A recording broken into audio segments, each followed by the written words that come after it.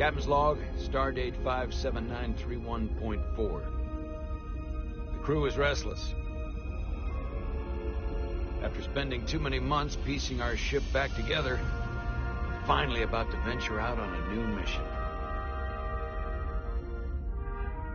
And the crew isn't letting this unprecedented ion storm slow them down. They're ready for something different. I know I am. Perhaps more than any of them. Fortunately, nothing ever stays the same. It's entropy, the nature of the universe. Change is inevitable. And while entropy says order gives way to chaos, in this case, change is good.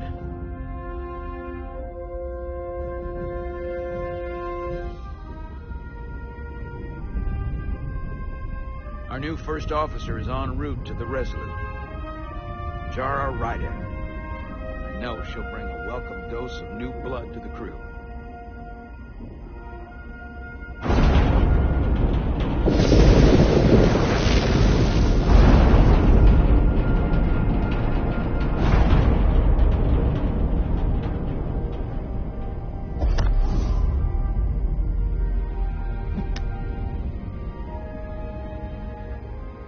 Thanks.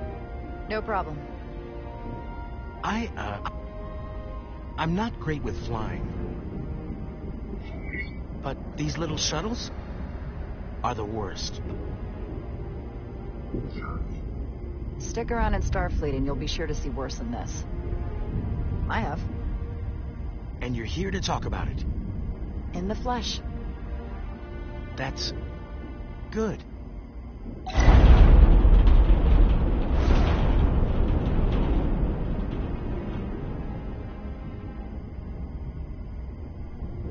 Sorry, I'm a little anxious. I hadn't noticed. I'm on my way to my first assignment. When we get to the starbase, I'm transferring on to the Resolute. So am I.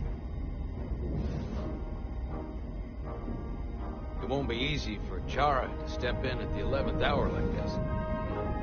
But if she's half the officer I knew she could become when she was a cadet at Starfleet Academy, she'll be the XO this ship needs right now.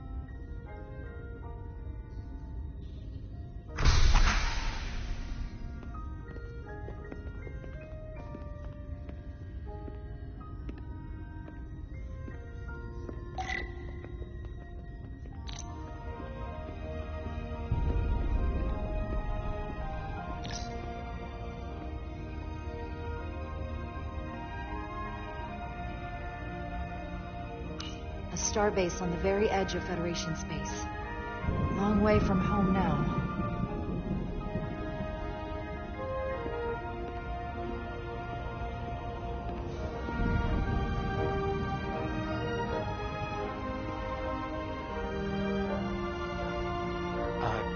Commander? I'm not usually such a nervous wreck, by the way. I actually did well at the Academy. Oh yeah? Maybe you've heard of the Torvalin test? Sounds familiar. It's a tactical simulator that makes the Kobayashi Maru look like a picnic on Pintaris 5. Anyway, I finished in the top 20.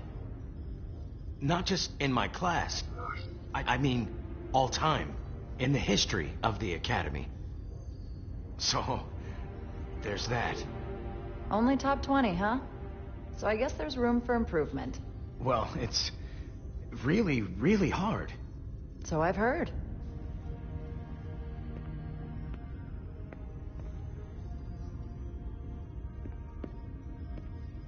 Please place your hand here. Hold it there for a few seconds.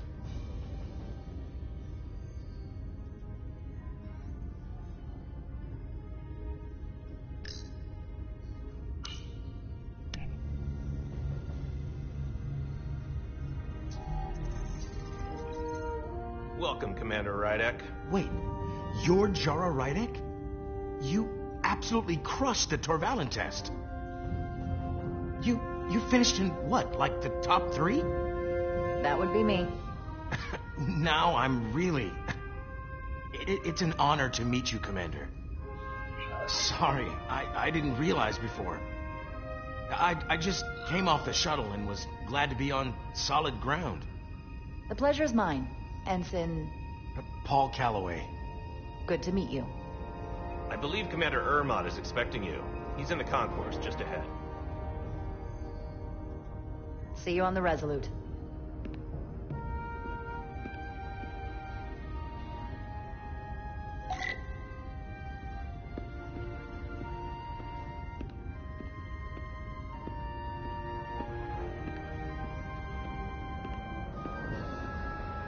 Good day, Commander.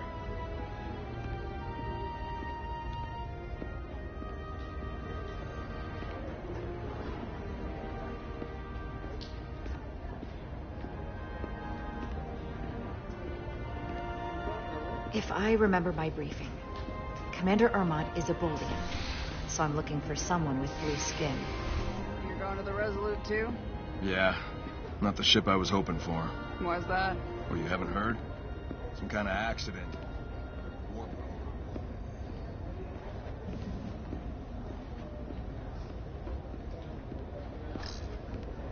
Starbase 128 has 4 docks.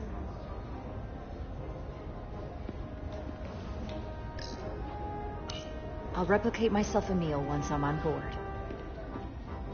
Excuse me.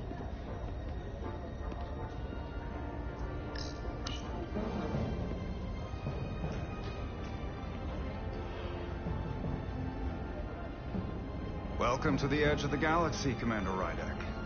I'm Commander Jan Ermot, Operations Officer on the Resolute.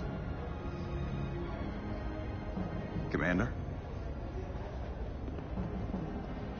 I hope there wasn't too much trouble getting here. This storm isn't making anything easy for us right now.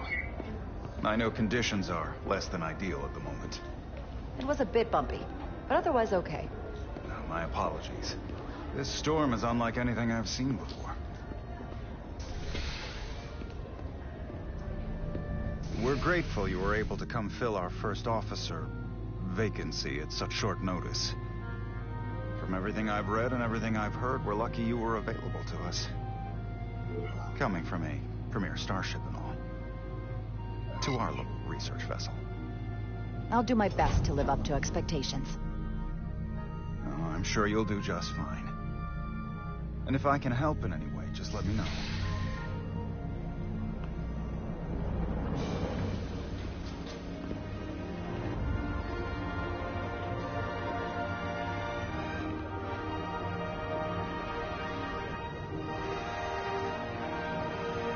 USS Resolute.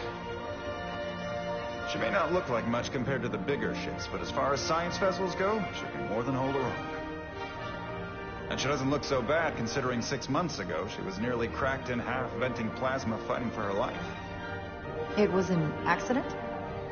The equipment malfunctioned. An accident suggests fault, but no one's to blame. It was a planned test, but the warp core was pushed beyond its limits. It destabilized the dilithium, there was a runaway reaction, and the warp bubble deformed. We thought we could reach a higher resonant frequency, but it was more than she could handle. Cost us our first officer and 22 of our crew. At the end of the day, we're all responsible for each other. That's what it means to be a crew. To have lost so many lives. That's a high price to pay. Too high by any estimation. But there's nothing that can be done about it now except get back to work. And make sure it never happens again. Listen. I realize you've known Captain Solana for quite some time. And I'm glad you're ready to bring your best. But I should warn you that when the captain announced you would be the new first officer, there were those who felt it was a mistake. That he should have promoted from within. So you might want to tread lightly at first. Until they come to value your contributions as much as he does. Trust is earned, and it sounds like I have my work cut out for me. But I plan on winning them over. I don't doubt that. I just figured it was better to know what you're walking into. Of course. Starfleet has assigned us a high-priority mission to the Hotari region. I'll let the captain brief you on board. I know he's eager to see you. Will we be mission ready in time? We have every intention. The crew has been working around the clock to get the ship ready. There's still so much to do.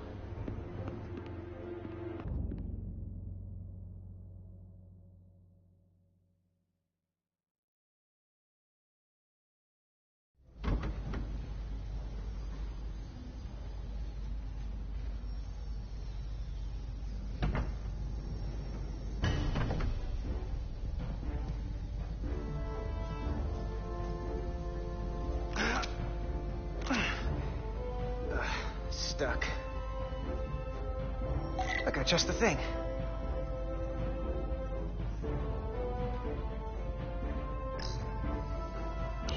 Now, need to melt some corrosion, not just a plasma injector.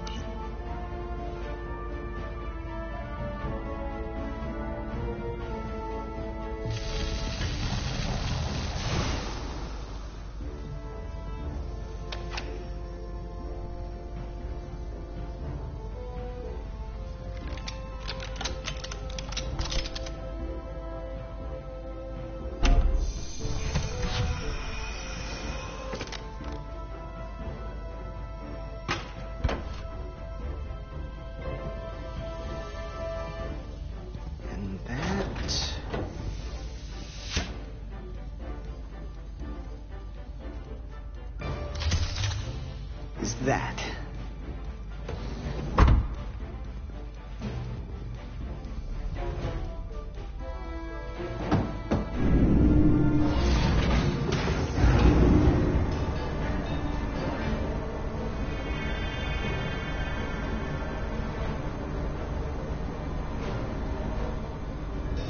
I thought that thing was totally fried.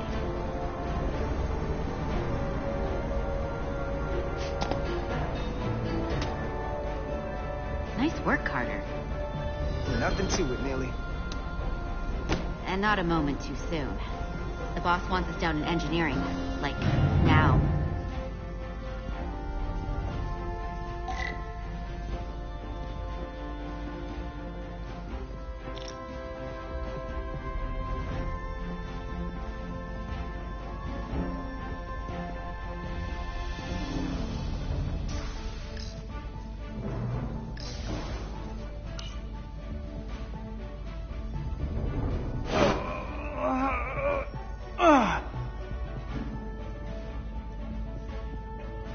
Come on!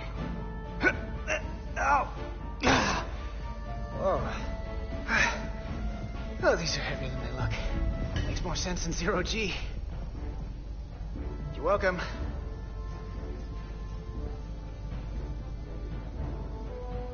Carter Diaz!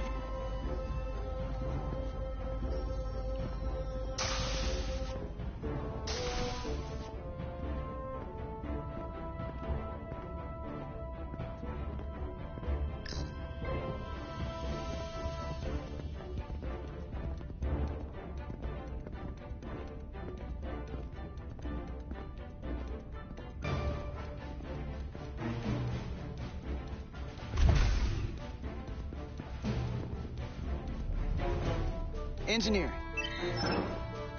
I heard the new XO just arrived. Won't be long before we get underway. I just hope whatever Chovak called us down for is something good. I can never tell with him. I'd rather not end up degaussing plasma manifolds. Hanging upside down makes me queasy. What's the matter, Nilly? Afraid of a little hard work? A little hard work? Really? A little? 6 months of putting this ship back together is a lot of hard work. Yeah, and here we are. Just about ready to go.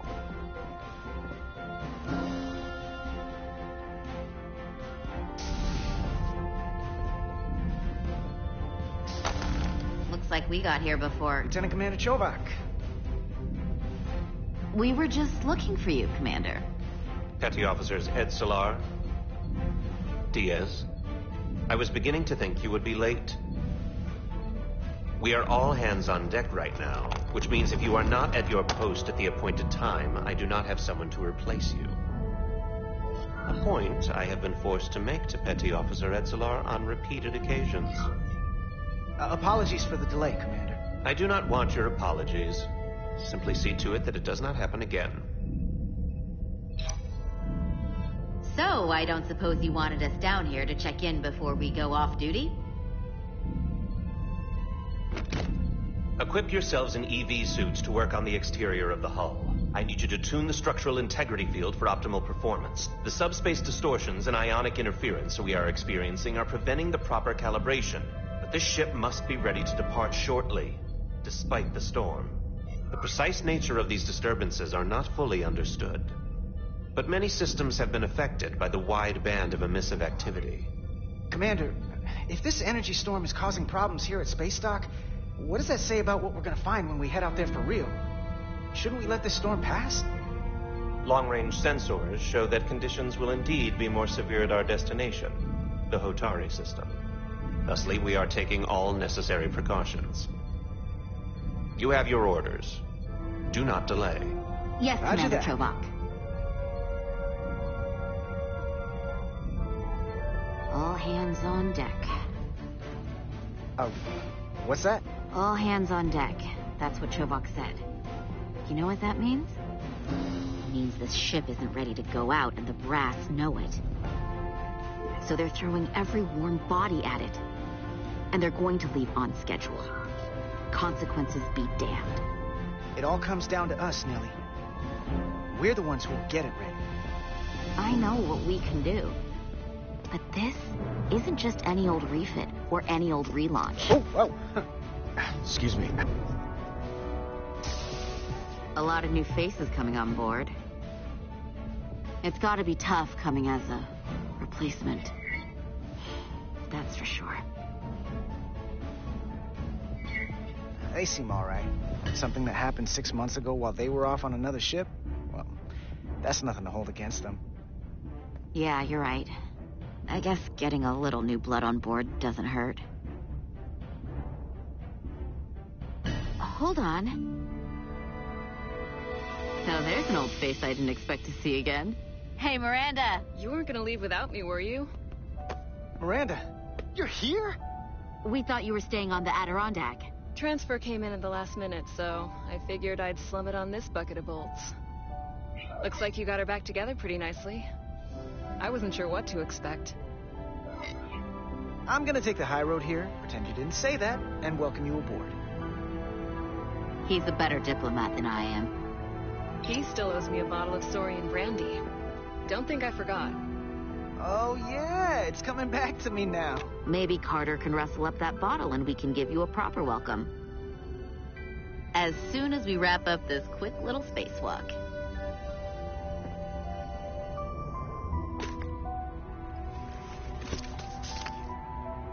Here, let me help you. Thanks. So what's the word? Are you back in the security rotation? Yep. Still running with the usual suspects. Whoa! Good to go.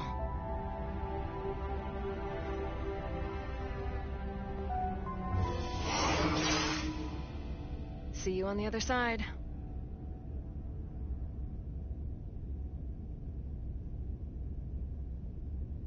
Activating magnetic souls.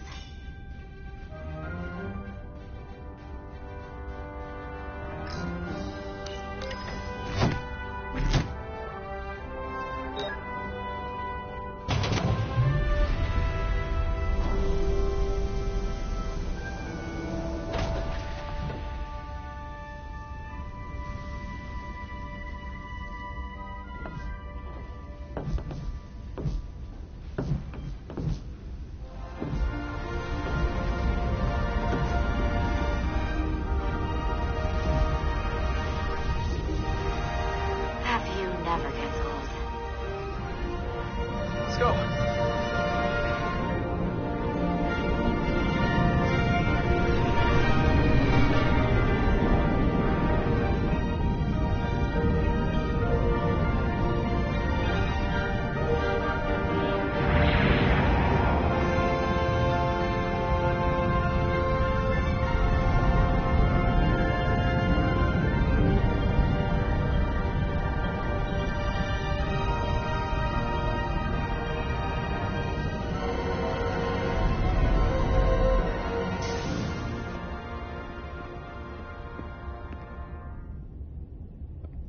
Captain Solano should be here momentarily.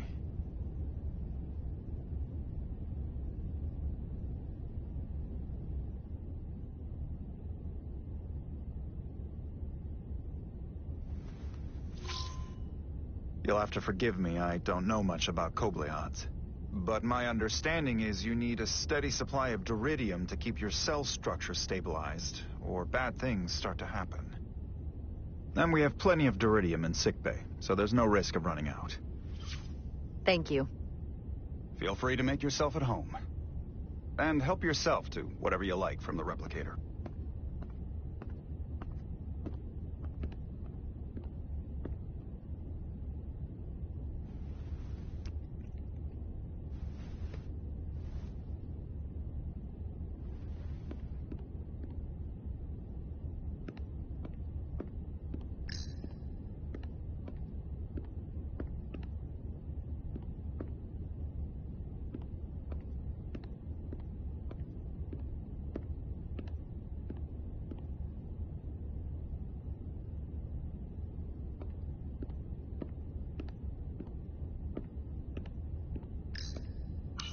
Just a sip of something.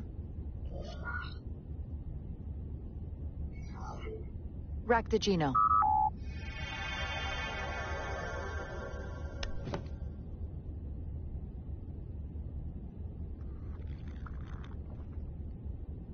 That sure has a kick.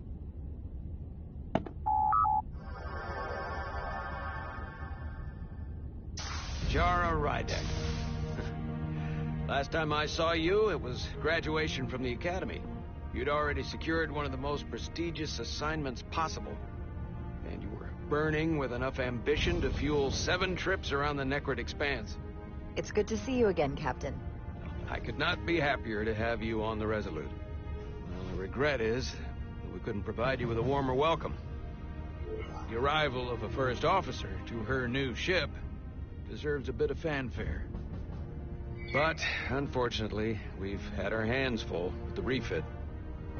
That would be totally unnecessary. I don't need any pomp and circumstance.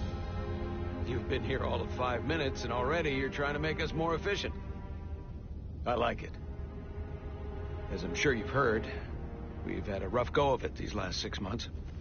The ship suffered some damage, but not nearly as much as the crew. I assume you mean the accident. That's right. The tragic accident, really.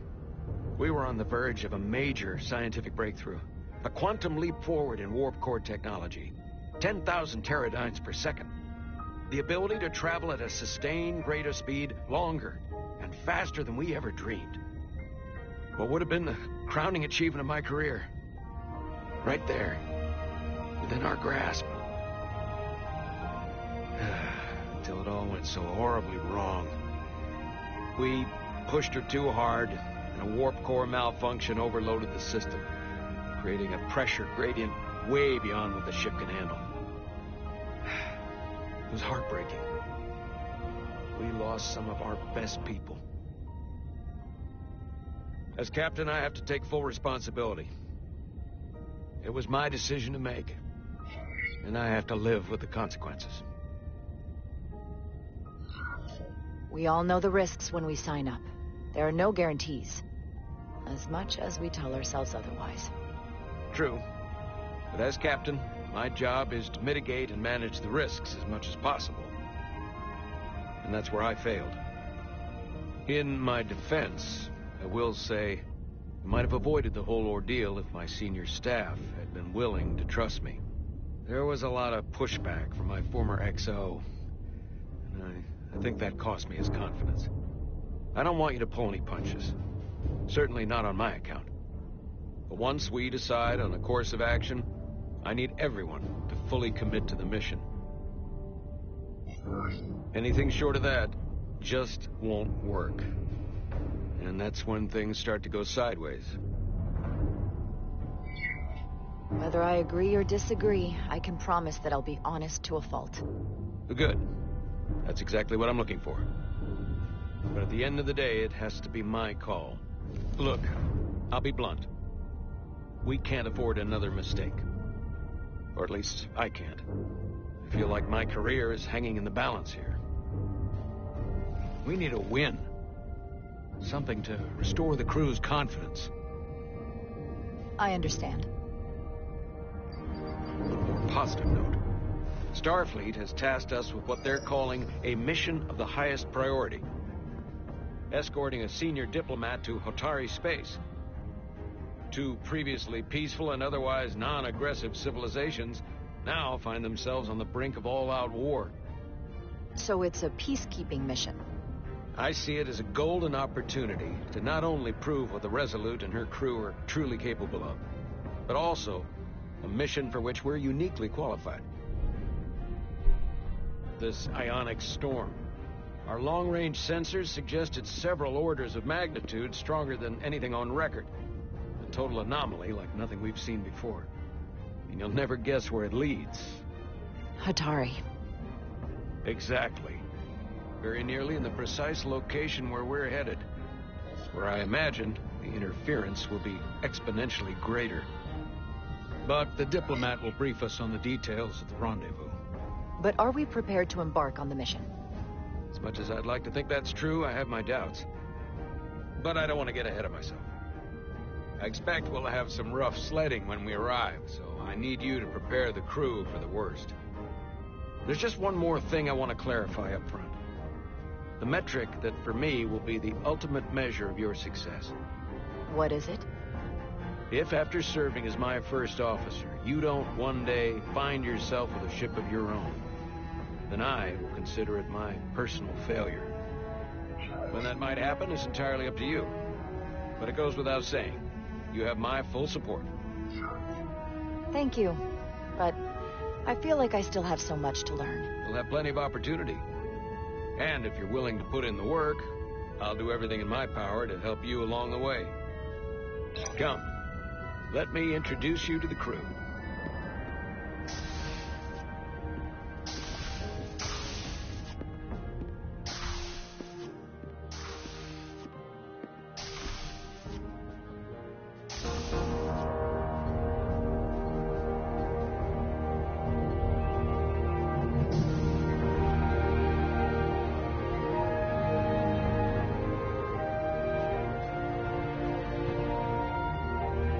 Everyone, if I could have your attention for a moment.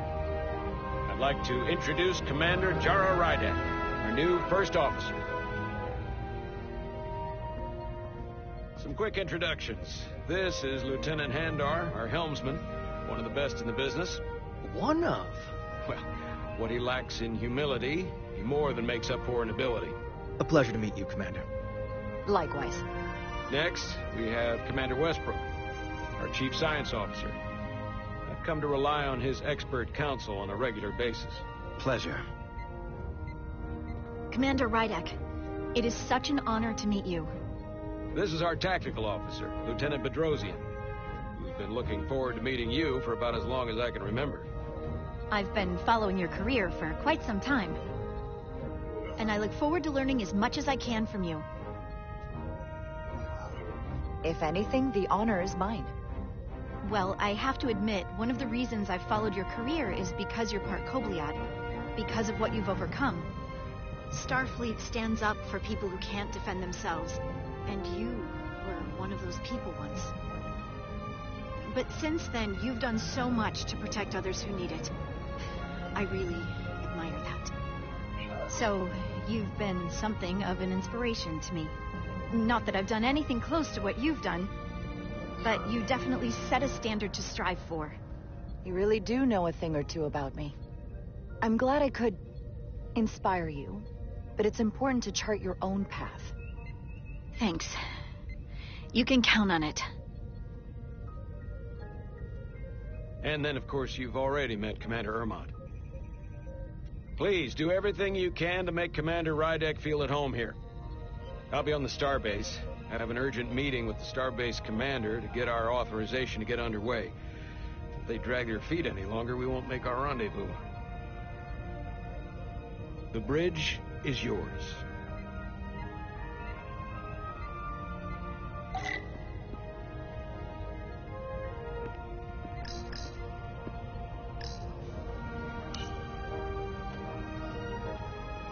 Commander, Chief Engineer Chovak needs to lower the structural integrity field. He's sent a crew out to recalibrate the emitters in response to the danger posed by the storm. We just need your go-ahead. Mission granted. Lowering structural integrity field, now. Entering maintenance mode. Condition blue.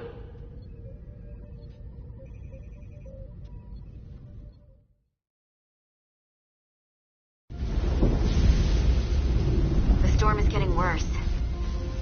Looks like they turned off the SIF. Great. Let's get to that emitter.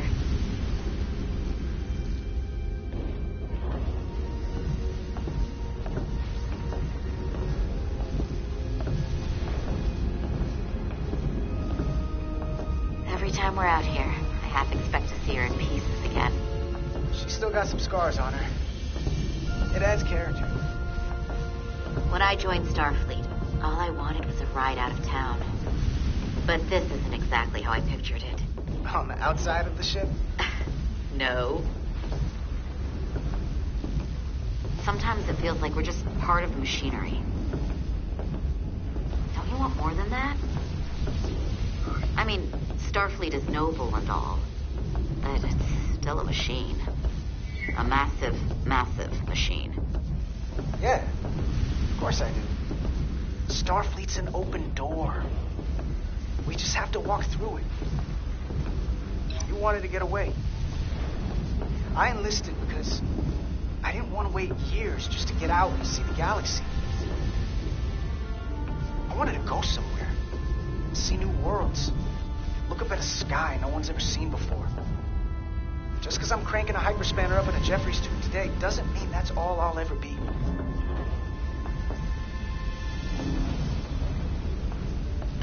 Diaz to Commander Chovak. We are at the SIF emitter. Acknowledged. You may proceed with the recalibration.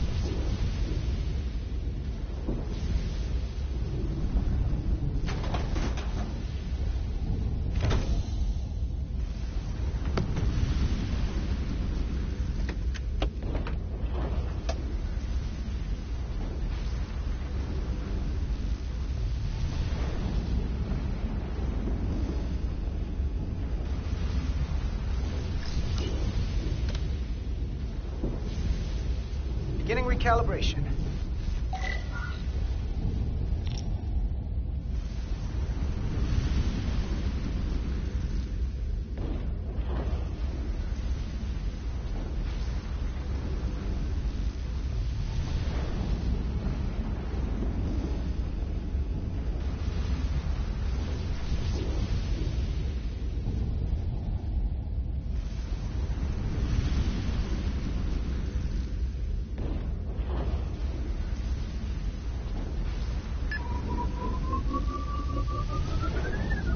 Careful.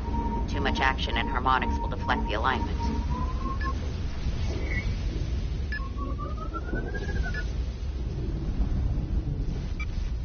Looks good. That wasn't so hard.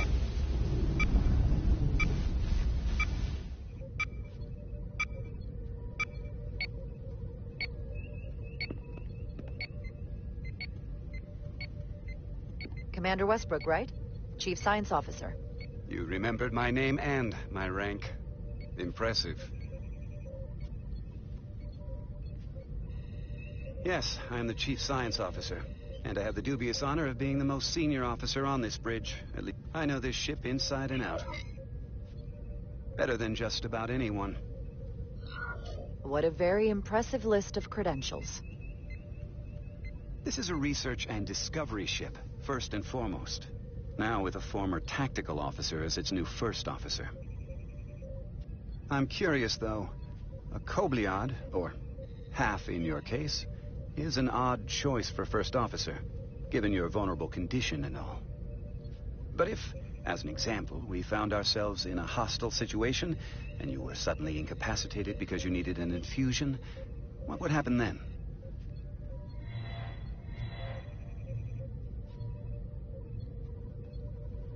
You'd leave Captain Solano without an XO. Granted, that would be a worst-case scenario, but not outside the realm of possibility. In my entire career, it's never been an issue, or caused the slightest problem. And I don't expect this to be any different. I was just curious, that's all. Listen, can I be blunt, Commander? I see no reason to stop now. Commander Sutherland, your predecessor, was one of the best first officers in all of Starfleet. His record was impeccable and his reputation was without equal. I mean no disrespect, but the shoes you're stepping into are almost impossible to fill. He was loved by the crew, and he was one of my closest friends. So I can only hope that you'll live up to expectations. I don't think I could ever replace Commander Sutherland. And it would be a mistake to even try.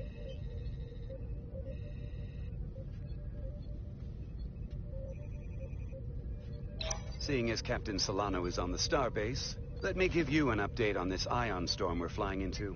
It's unusual, unlike anything I've ever seen. At the moment, I can't tell you if the Resolute will shrug it off or if we're putting ourselves at risk. However, if we learn more about its patterns, its nature, we can come up with a scientific countermeasure. Just a moment.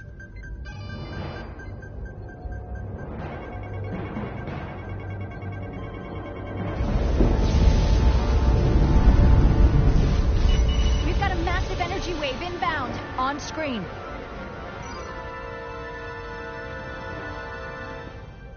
Tracing its trajectory. Starbase docking clamps are holding. The storm's emissions are fluctuating, coming in waves.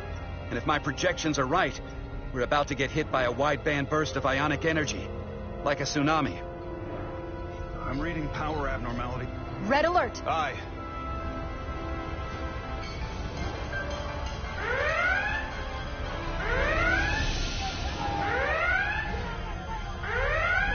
Evacuating main gangway and retracting. Putting sensor visualization on screen. With the structural integrity field shut down, we can't take a direct hit. Time to impact. 1 minute. Shield systems are severely impacted. We have limited protection. I need every available solution. What are our options? We can weaken the impact of the storm with a deflector pulse. There's a better way. I'm sending all auxiliary power to the deflector dish. Send the aux power to the shields. We can't reactivate the entire shield bubble, but it's a directional threat. So we can orient all we have towards the wave. You have to believe me. We only get one shot at this. We can't afford to get it wrong. That's right, which is why we need to send power to our shields. Commander Westbrook, use the deflector dish. Already working on it. Optimal timing displayed. It's going to be tight. Good. Send the pulse on my command. Now! No, that was too early.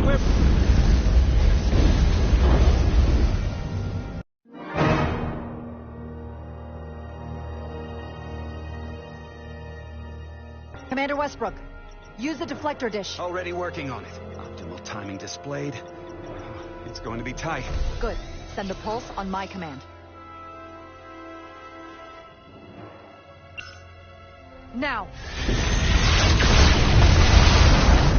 We got it! This is it! All hands, brace for impact.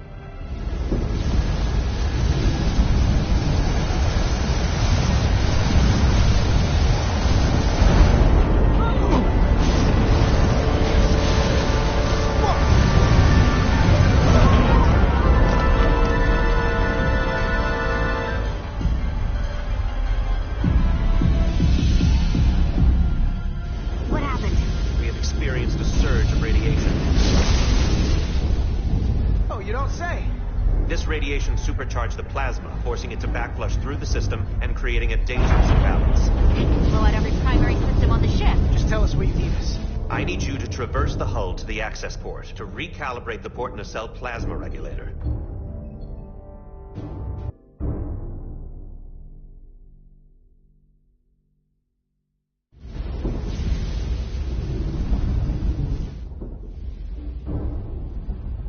We've reached the first access point. Understood. Do you see the override for the level 1 failsafe circuits?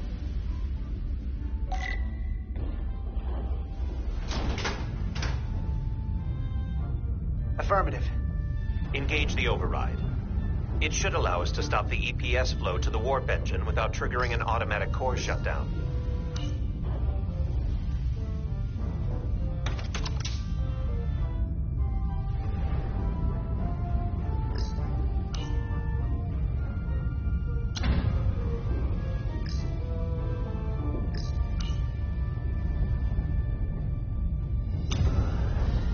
Failsafe override engaged.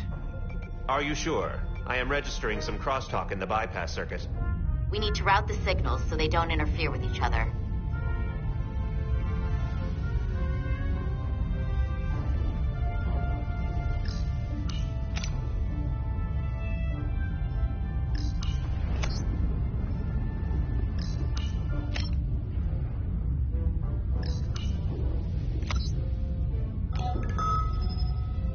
Diaz to Resolute.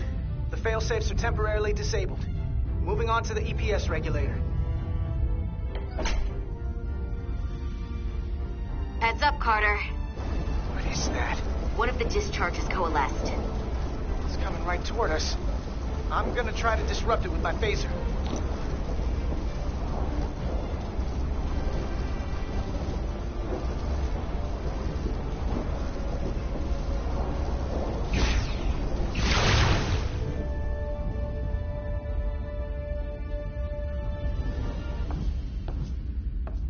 We gotta climb up the pylon. Not that there's really an up, but, you know.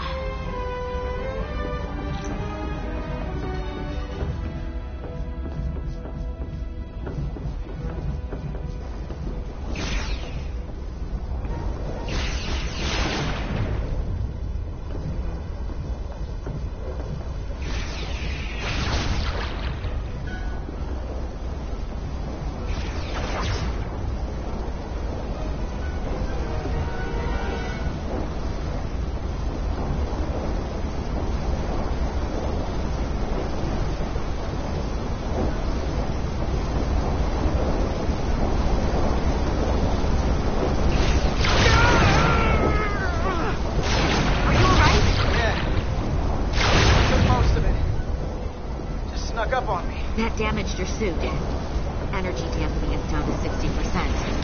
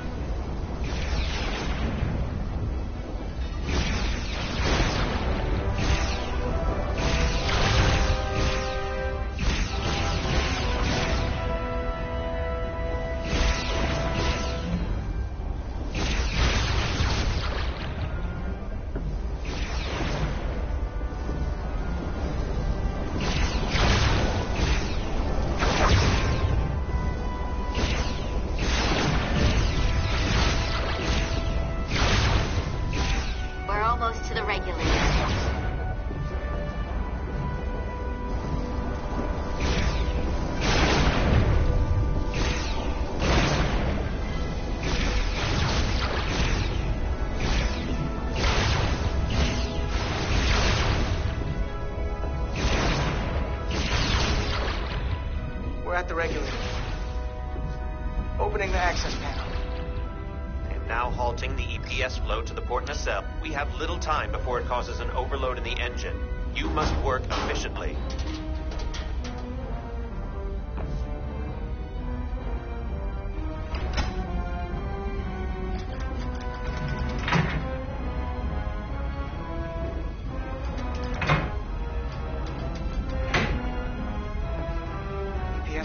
adjusters reset to neutral.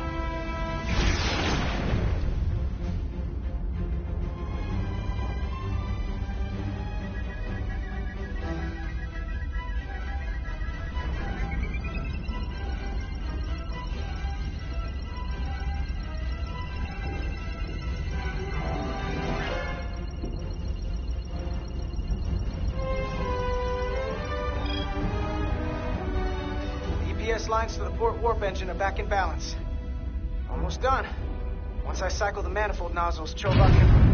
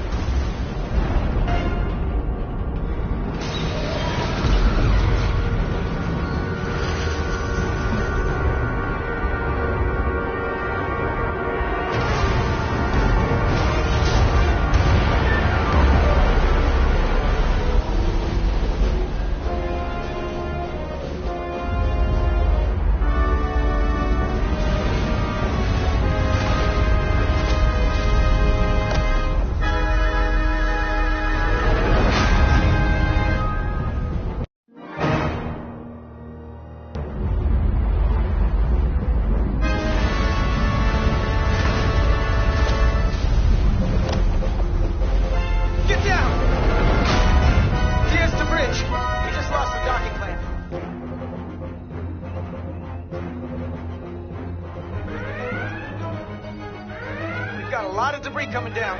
All vibrations, too. We can't finish the EPS regulation in these conditions. Please advise. We have to release the ship from that other docking clamp or the hull will be ripped apart. There's a problem. The clamps are supposed to disengage automatically in an emergency, but it's not working. Not working? What are our options? The docking clamps are fitted with exploding bolts for an emergency release. We've got crew out there. That'd be like setting off a bomb next to them. Maybe there's another way. Starbase is hailing us. Put him through. Resolute, the remaining mooring arm is failing. You need to disengage from the starbase now. The damage to the station will be catastrophic.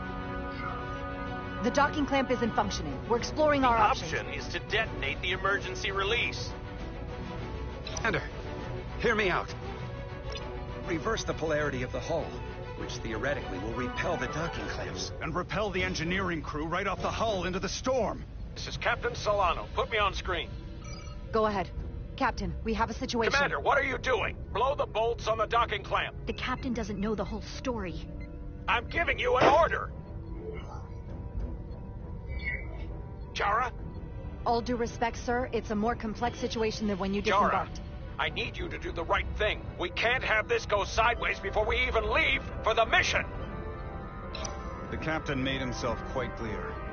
They're gonna get hammered with debris out there. Reverse the polarity.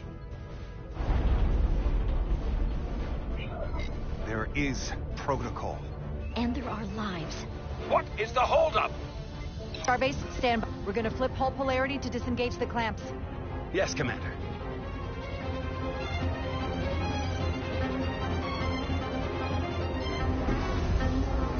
Repair crew, this is Acting Captain Jara Rydek. Be advised, we are going to reverse hull polarity to free us from the remaining docking clamp. Tether yourself and deactivate your boots on my mark. Understood. 8, 7, 6, 5, 4, 3, 2, 1. Mark!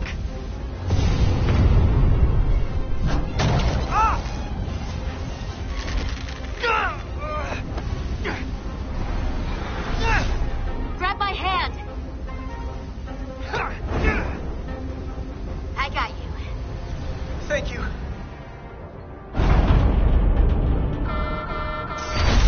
Plasma imbalance is reaching critical condition. We are moments from primary system failure. I got it.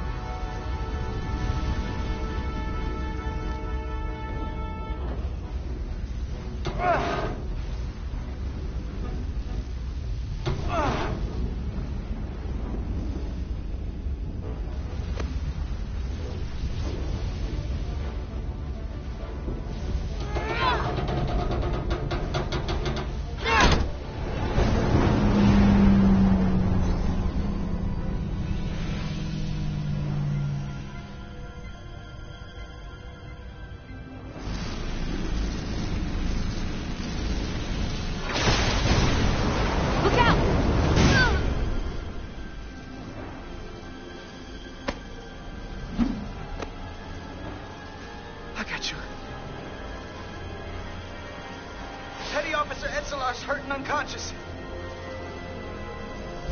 I'm gonna have to tow her back to the airlock. Mr. Diaz, the situation has changed. You are at risk of triggering a substantial electromagnetic arc if you approach the main hull the way you came. But Commander, the way we came is the nearest airlock. There's an auxiliary hatch near you on the far end of the pylon. You must bring Miss Etzelar there to access the interior. Roger that. I'm going there now.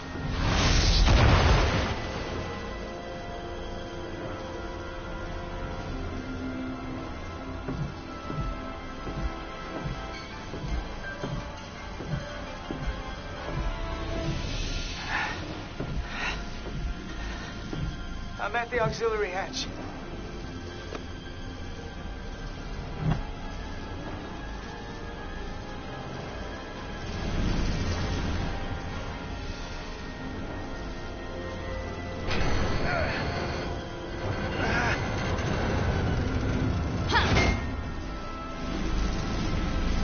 You go first. What? Let me save your neck this time. No time to fight me on this. Get in there! You better be right behind me.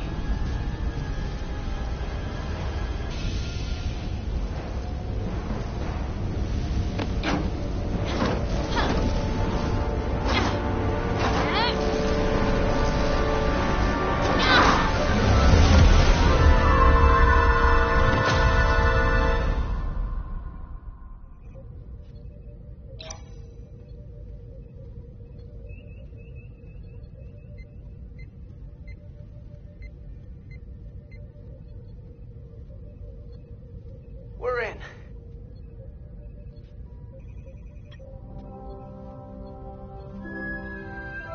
They're safe, bringing the SIP fully online. Do it.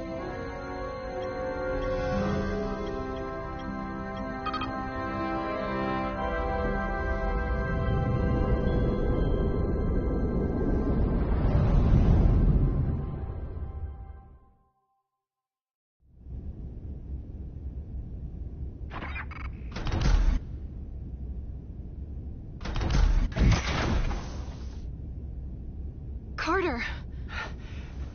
I'm okay. I'm okay. But Etzelar... Here, let me help you.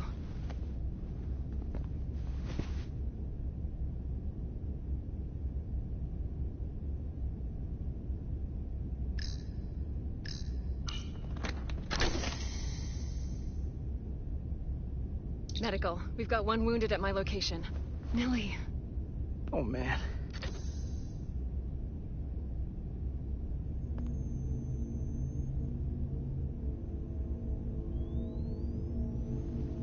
We'll see you at sickbay.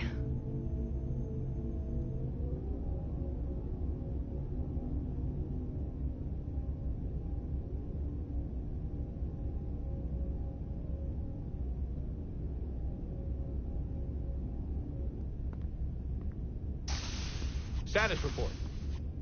The repair crew made it inside. EPS flow is back to nominal levels. The SIF is back up. How does this affect mission readiness, Mr. Ermont? Releasing the docking clamps using hull polarity minimized damage to the Resolute. We'll have some last-minute repairs to make, but if we reapportion some of the staff, we can make our departure on time. As of now, however, we are successfully moored to the station. Good to hear. Send updates to my ready room. Commander Rydek, with me.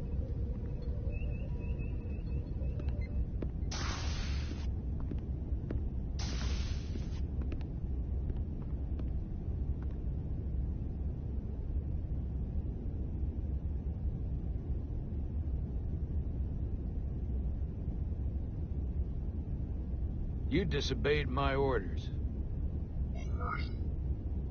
Well? Respectfully, Captain, I made the right choice given the information I had. You disobeyed my orders! And not just in front of the bridge crew, but the Starbase staff as well. That's going to get around. My name's already tarnished around the fleet. But what is it going to do to my credibility on this ship? From the top to the bottom.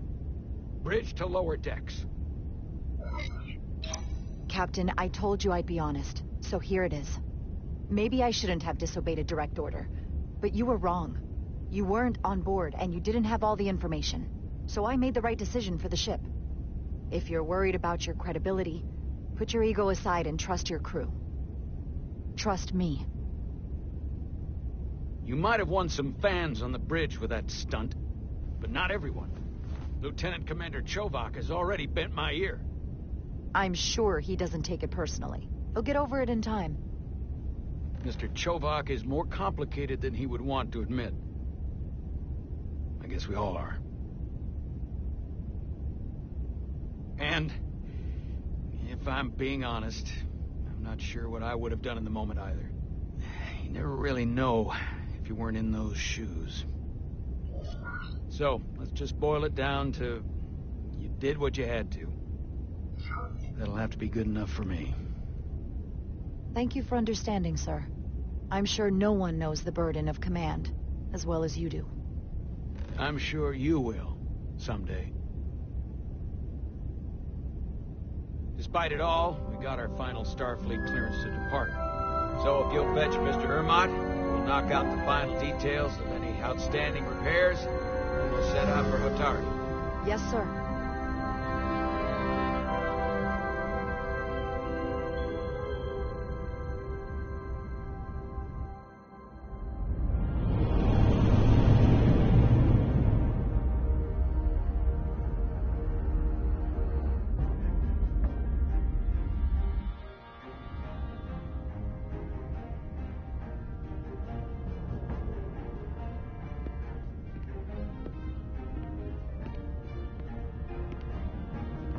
All departments reporting full mission readiness.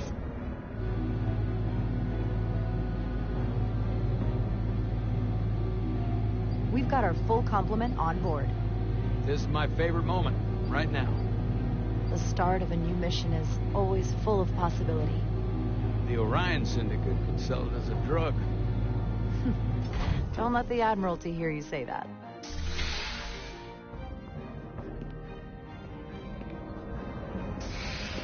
Captain on the bridge. Sit. Sit, everyone. You all know, I'm not big on speeches. We're embarking on the first mission since our refit. Let's make it a good one. Disengage docking clamps.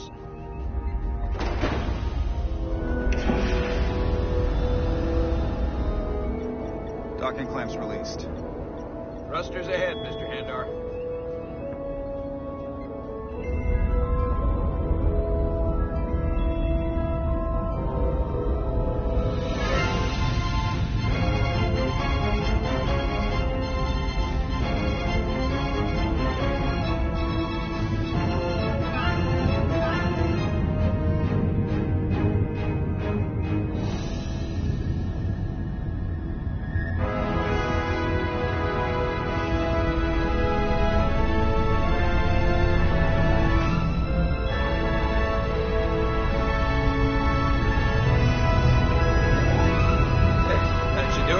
Set a course for the Hotari system. Prepare to go to Warp 8. Aye, Captain.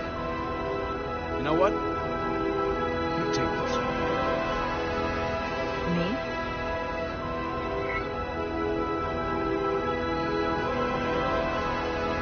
Engage.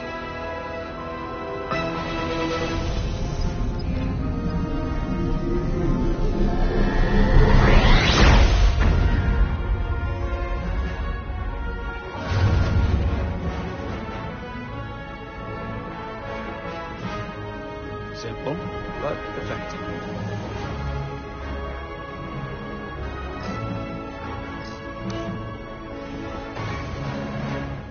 Whoa. Careful. Thank you. I'm fine. Really, You don't look fine.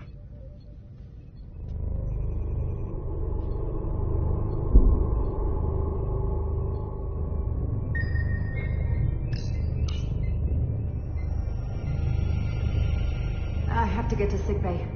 Go.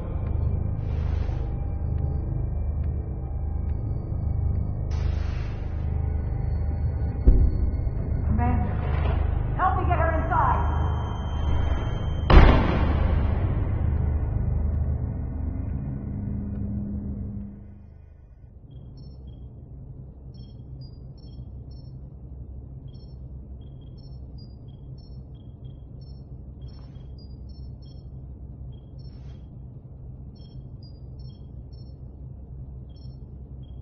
Well, that was quite a scare. A few minutes more and it would have been one of the shortest tenures on record for a first officer. Is that the engineer that was out on the hull? That storm did a real number on her, but she'll live. Just needs rest.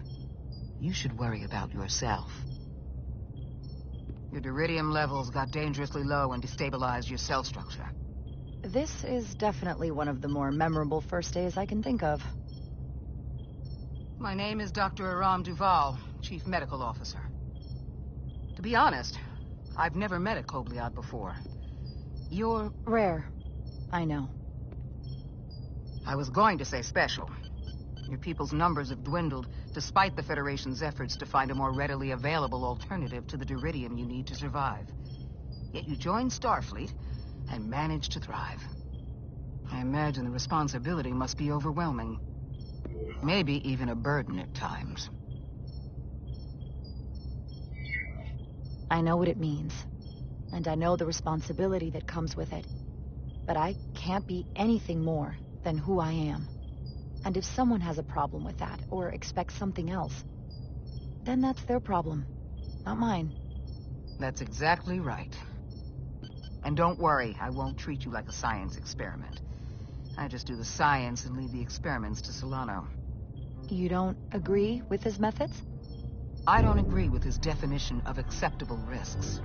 Not when the lives of your crew are at stake. My professional opinion is that the accident took a toll. More than he's willing to admit. He's overstressed, operating in the pressure cooker of his own mind. Which is never a good headspace when the lives of your crew are at stake. What concerns me is that now he's even further away from the thing he's been chasing his entire career. Breakthrough discovery. The major innovation. Something he can put his name on. I think after what happened, Captain Solano's learned his lesson. And whatever ambition he once had is on hold for a while. He may say that, but you'll see what happens. And I have to give you credit for what happened on the bridge. It took guts to defy a director. Huh. I guess word travels fast around here. It's a small ship. And everyone's curious about the new XO.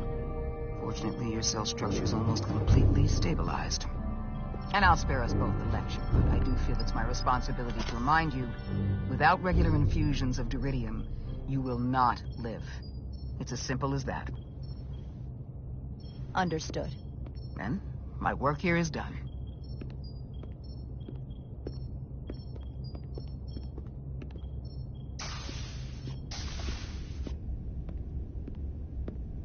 Sorry, I didn't mean to be lurking outside of sickbay.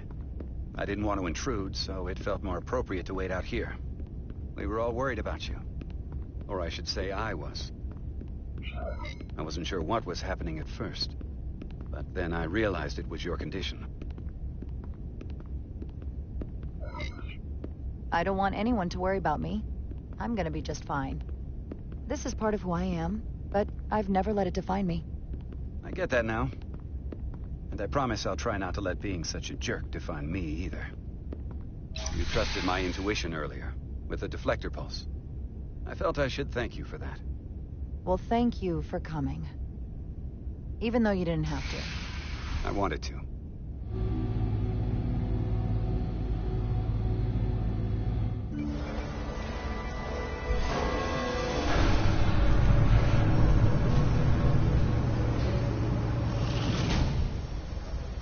Complete the diagnostic sequence, and this shuttle will be cleared for service. Yes, sir. The storm in the Hotari region will interfere with our transporters, so we need all available shuttlecraft in working order. Excuse me, Commander Chobot. Petty Officer Maris, I will leave you to your work.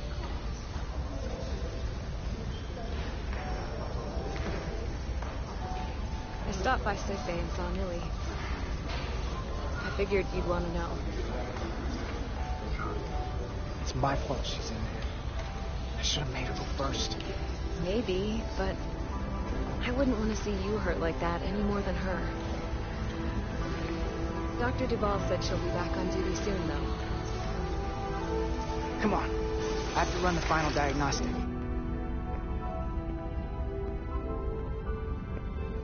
I can't stay long. I've got a long to-do list before we get to Hotari, and things are piling on faster than I can check them off. We're making all our last-minute checks and security, too. Now, we'll just have to take things as they come. Control what we can, and roll with the punches.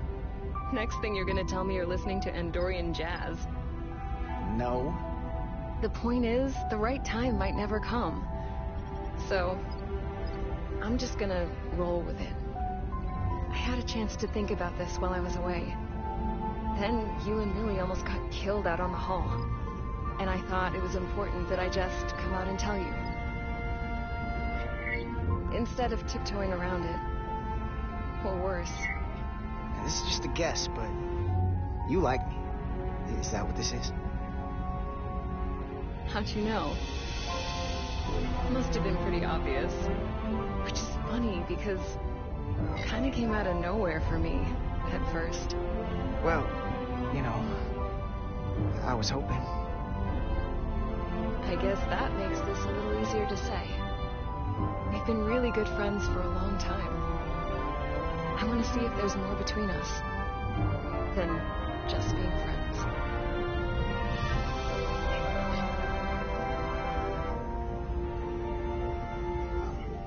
You don't have to explain it.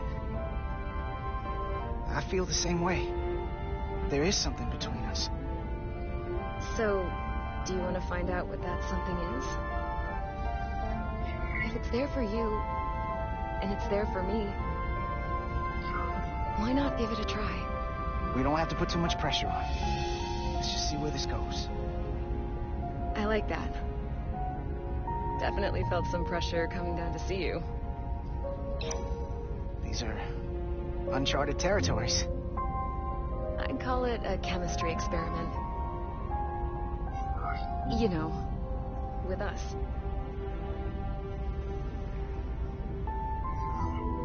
Inquiring minds are gonna want to know about this, so... Do you tell Nilly, or do I? I wouldn't worry about that. Level 1 diagnostic complete. I have to get back to that to-do list. They're probably looking for me. Can't blame them.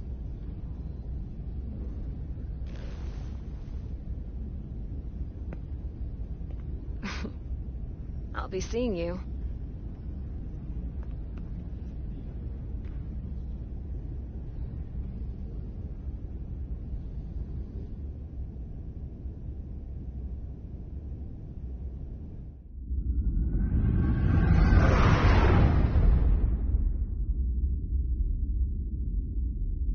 Approaching the rendezvous point outside Atari space. Helm, bring us out of warp. Dropping to impulse.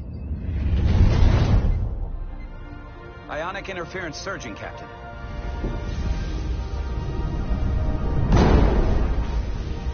Shield integrity holding. We can take it.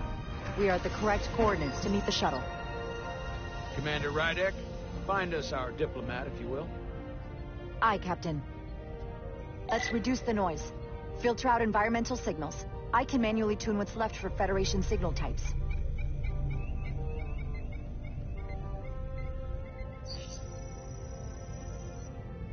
I've located the shuttle. Opening comms. On screen. Shuttle to Resolute. Shuttle to Resolute. Debris field. Lost maneuvering. Losing. I can't get it any clearer. We won't get a transporter lock. It's just not happening. Power up the tractor beam. We'll pull them directly into the docking bay.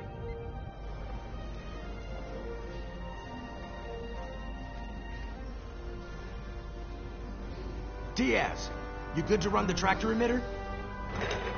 Yes, sir. Come on, Diaz. First thing, lock onto the shuttle and stabilize the rotation.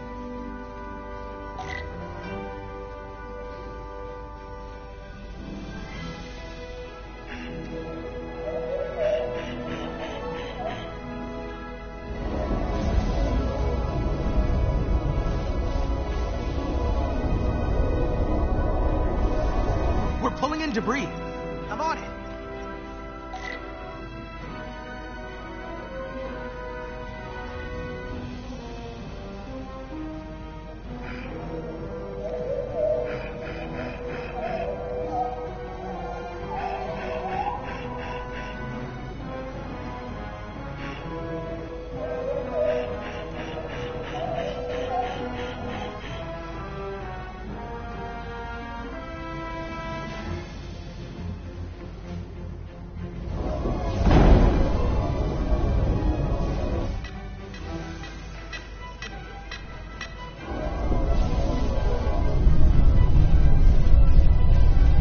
Gonna take out the shuttle.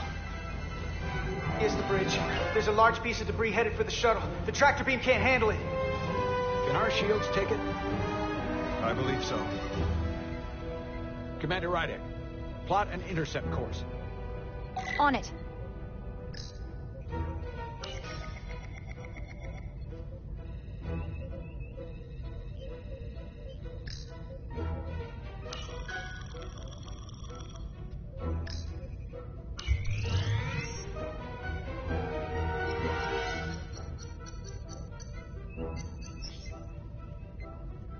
Here we go. Maneuvering thrusters bearing 53 Mark 17. 200 meters on an intercept course. Maneuvering.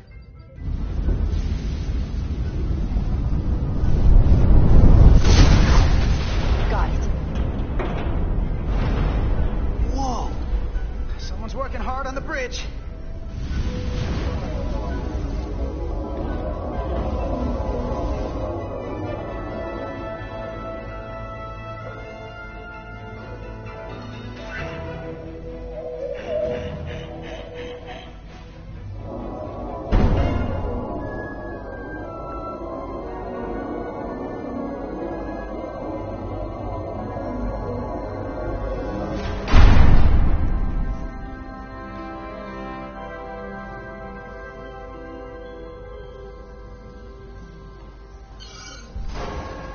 Got the shuttlecraft on board. Good job. We're on our way down to meet them.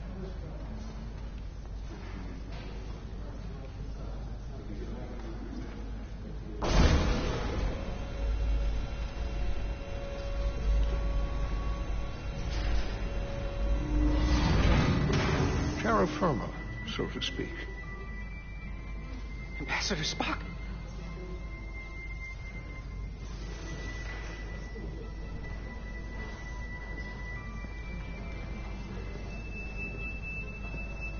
The captain will be right down to meet you, sir. In that case, I will wait for him here.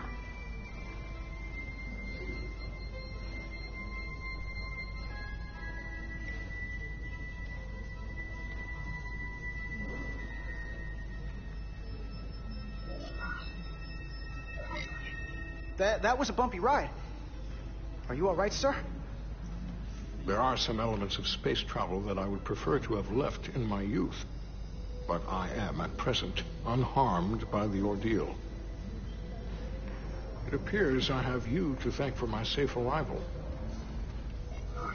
Your assistance arrived not a moment too soon, if I may say so. Well, it wasn't all me. I got some help from upstairs. A bombastic approach to clearing debris.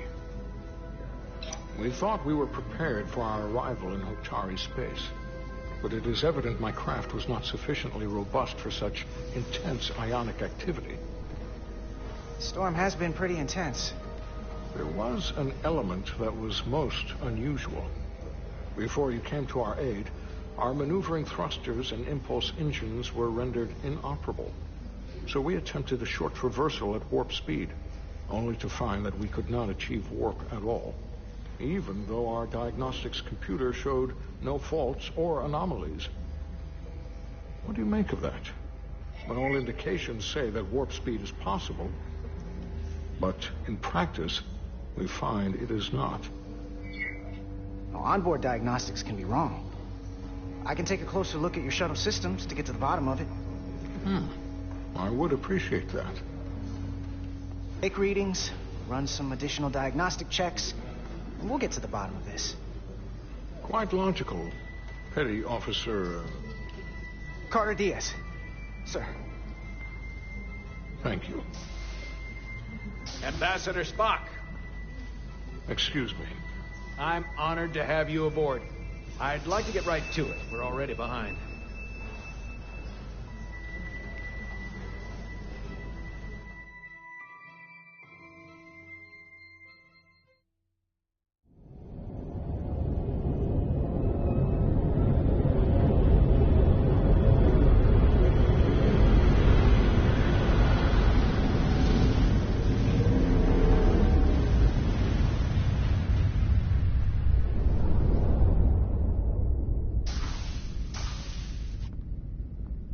Ambassador Spock, my senior staff.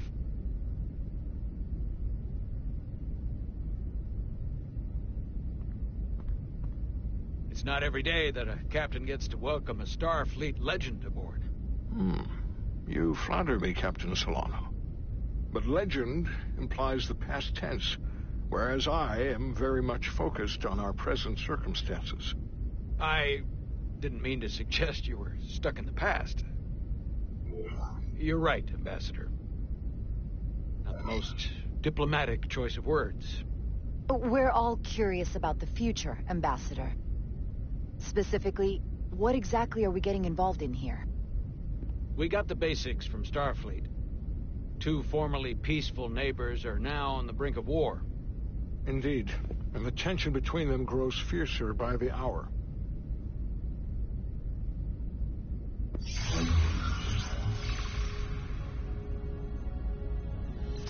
Lydia and Hotari.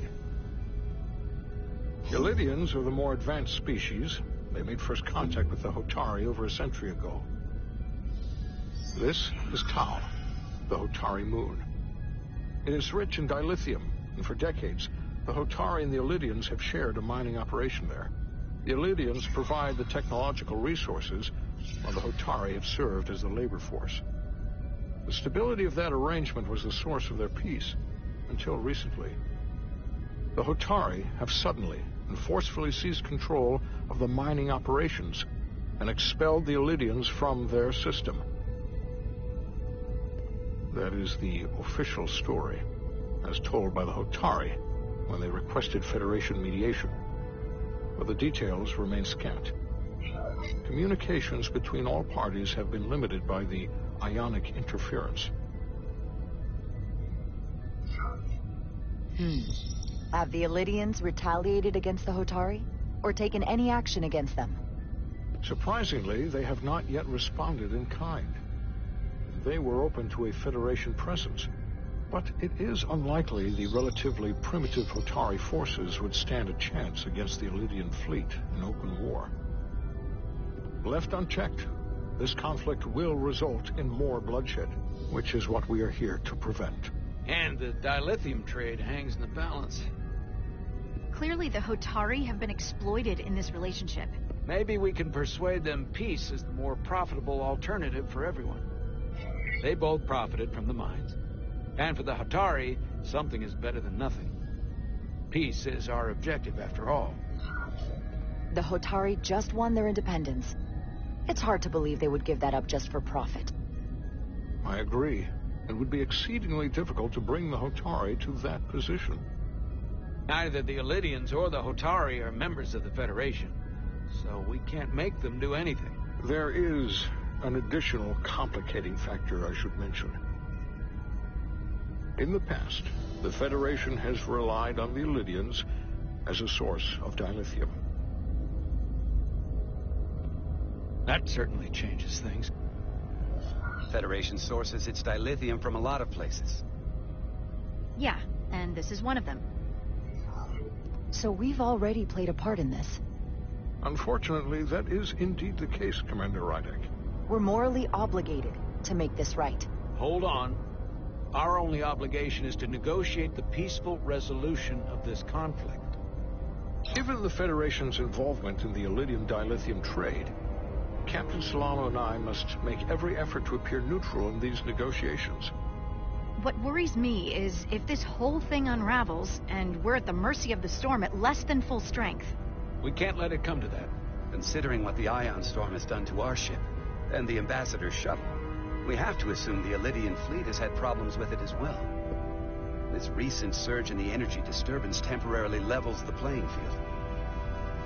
Commander Westbrook is correct. The energy anomalies around the Hotari systems have been noted in the past. If it's keeping the two sides talking instead of shooting at each other, that actually helps us negotiate a peace. And we'll take advantage of that as long as it works in our favor. And when it doesn't? All the more reason to learn as much about it as we can while we are here.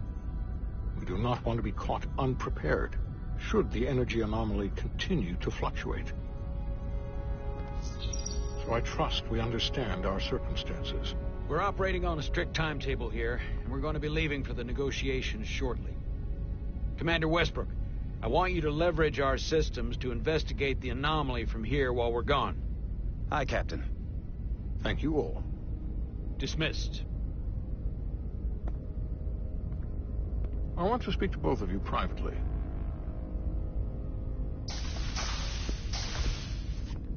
Ambassador Spock, I'd like to make a formal introduction. My first officer, Commander Jara Rydek. Commander, as you are aware, there are limits to what Captain Solano and I can do in our official capacity as representatives of the Federation.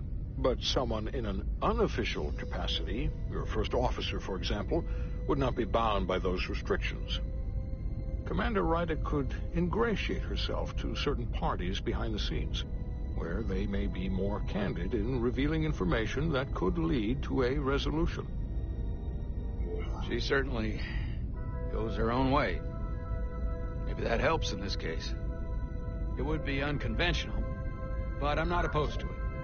I'm honored to be included in the negotiation process. You're not just included, you're instrumental. Well, I hope Commander Rydek will have more luck finding out what really happened than we will through official diplomatic channels. The fate of the negotiations, the interests of the Federation, and the prospect for peace may very well depend on it.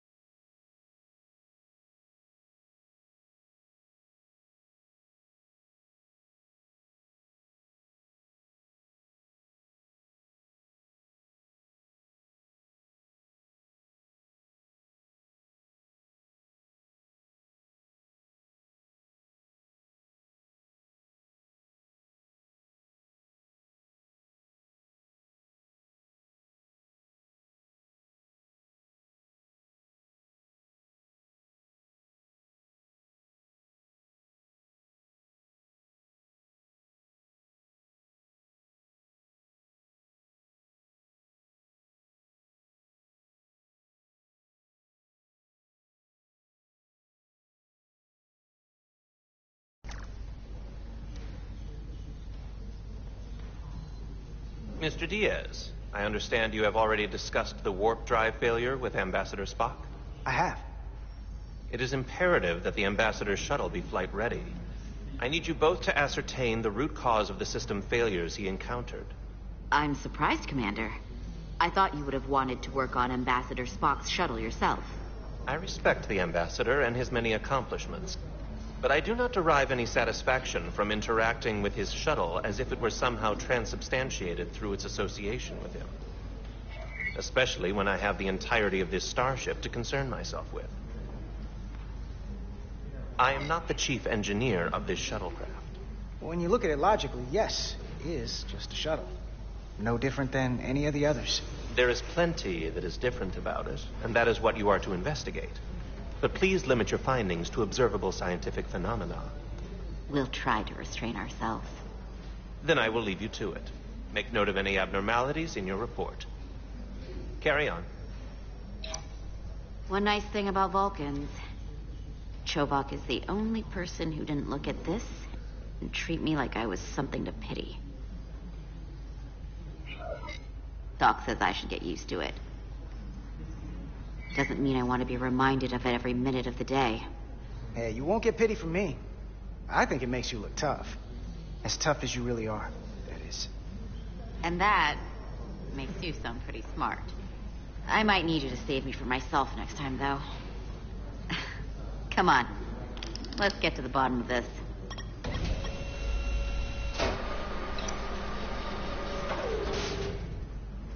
Ready to go?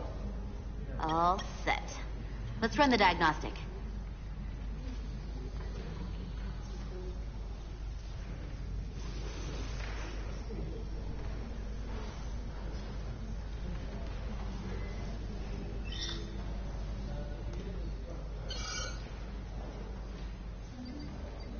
So, I know about your talk with Miranda. You do? She sent me a Priority 1 dispatch right after your conversation. I'm happy for you. Both of you. Thanks. But I'm only going to tell you this once. Don't screw this up. Because I would be very unhappy if you tried this out and then, I don't know, 6 weeks or 6 days later I have to start splitting holidays between the two of you. All because things went south and you're not on speaking terms. That just isn't gonna work for me. You really don't believe in me, huh? It's not you. Or her. Just running the numbers, and things don't work out more often than they do. I like my friends, and I like our group. I don't want to lose that. Is that thing done? Yeah, it's wrapping up. Let's see. The relays along the primary EPS are blown. The backup relays are all intact. An EPS overload from the warp drive could cause that. But how did the shuttle end up dead in the water? Huh. Well, maybe the ship's data recorder can tell us something.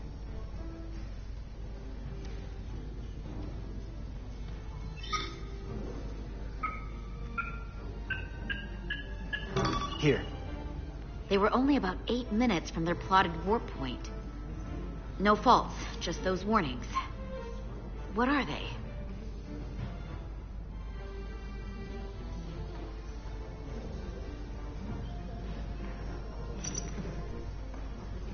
There was a complete warp cascade failure. Wow. They're lucky the shuttle didn't turn inside out.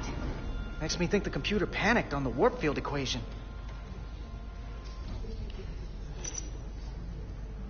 The warp field became inverted suddenly. I've seen this happen when the center warp coil cracks. A cracked warp coil throws a fault code. Still, we should take a look.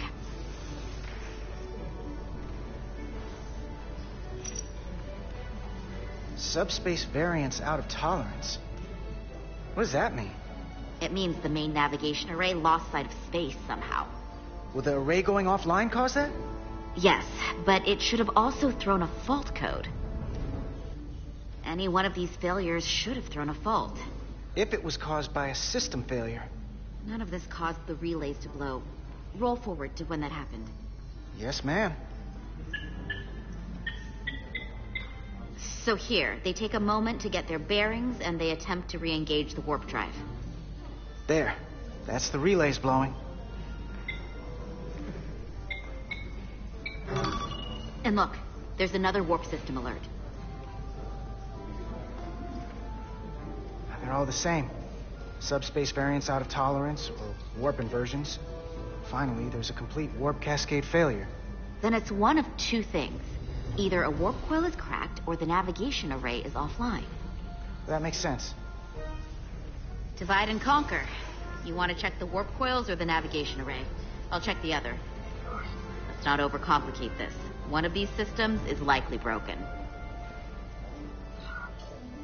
I'll check the nacelles for a cracked coil.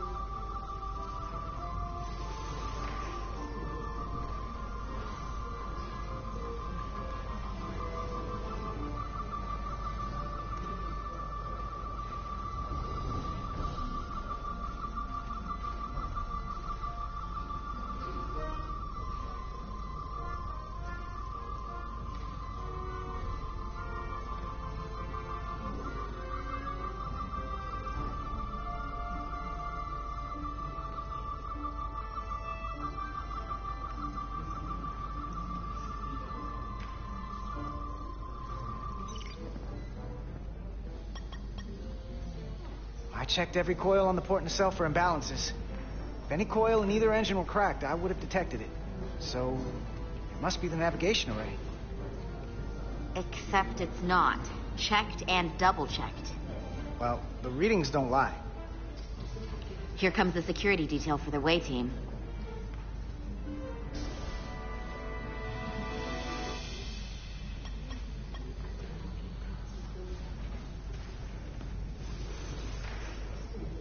Hey.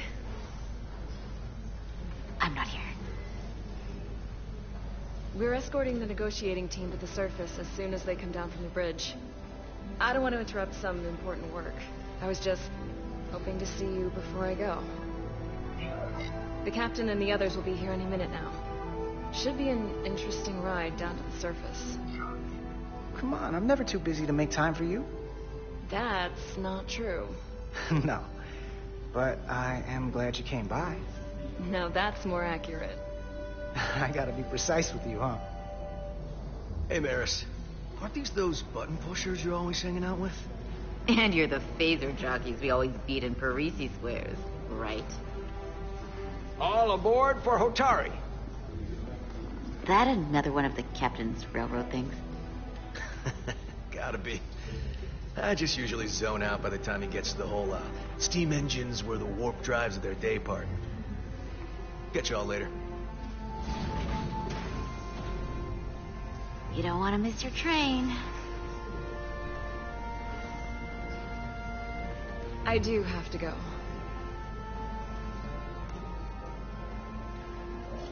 Not gonna lie, I'd rather not leave right now. More important things on my mind.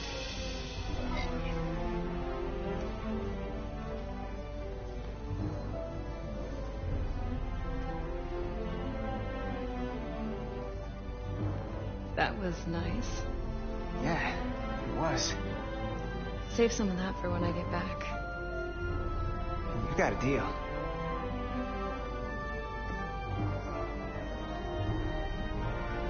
Be seeing you.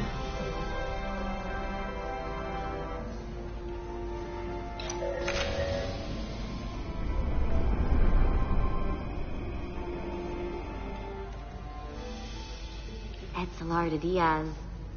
If you could float back down to reality, we still have a ways to go. All right, where were we? So, the warp coils in the navigation array are fine, but the nav computer doesn't seem to think so. I'm out of ideas short of field stripping the shuttle from bow to stern. You want to take this out of the shuttle and throw it on the bench? Oh, real hands-on maintenance. I like it. Okay, the nav computer is patched into the ship. The ship's computer can double-check our work. If the shuttle's nav computer is putting out false data, we'll know it. Let's run through the shuttle's logs again. Running now.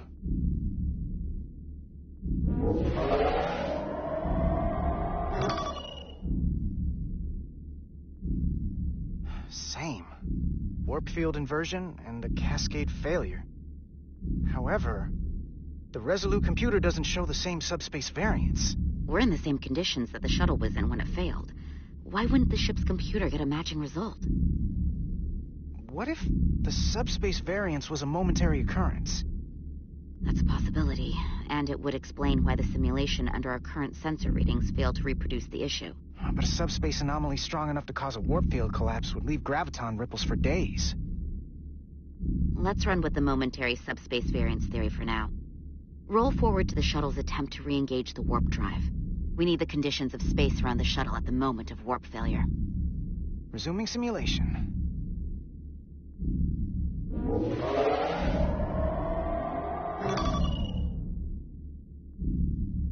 Error in warp field calculation. Cochrane formula variables are out of range. That right there. Take the shuttle sensor data from that moment. Computer, why did the warp field calculation fail? Warp field pressure returned non-orthogonal. Results are undefined. That doesn't help. Wait, what if we use a different ship? Put the Resolute into the simulation instead of the shuttle. Yeah, it should work just fine. Unless... Computer, run the simulation with the Resolute. Resolute simulated. Computer, give me manual control on the warp power. Static field intensity, warp 1.1. 1.2. And 3. Warp pressure is destabilizing. Error in warp field calculation. The warp drive has experienced a system-wide cascade failure. Warp field collapsed. Subspace variance is out of tolerance. Cochrane formula results are undefined. Bingo. What-o? The same moment when the shuttle failed to warp, so did the ship. Whatever happened to the shuttle just happened to us. The Resolute will not sustain warp. We can't leave Hotari space.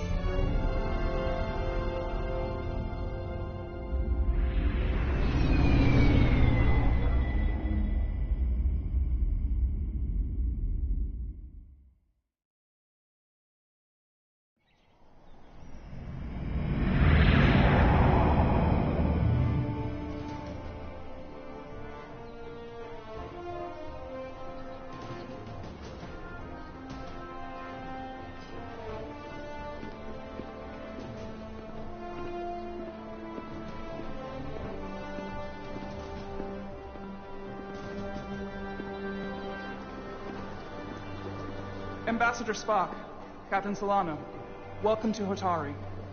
We are honored you've come. My name is Tylos Altaris, Minister of Diplomatic Affairs. The honor is ours. And this is Commander Jara Rydick, first officer aboard the USS Resolute. You'll find she has a keen mind and unique insight into the dynamics between the Hotari and the Lydians. We've traveled a very long way to get here. I know. We cannot express how much it means to the Hotari people. These must be the representatives of the mighty Federation. The reigning authority in the galaxy. Or so we've been led to believe. Whether that's true or not remains to be seen. But, either way, we're grateful you've made the time to come to our little corner of the universe. And you are? This is Galvin, and this is Sidron, the heroes of the revolt in the mines.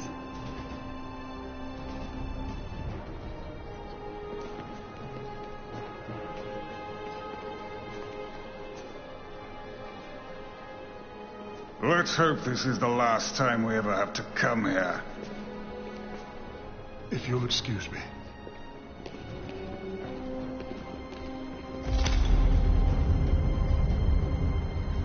I think we're about to begin. Did you hear the arrogance from that guy? I don't know what we're walking into here. But that guy was something. Something about his tone tells me this won't be easy. That was my sense as well. I doubt he speaks for all of Hotari. So I would urge patience until we speak with their queen.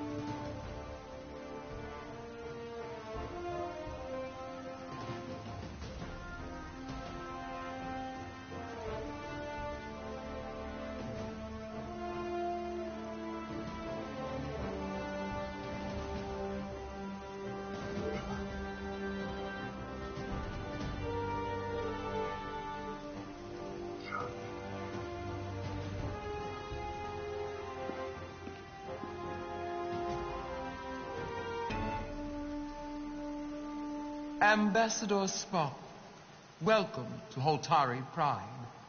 The honor is mine, Your Majesty.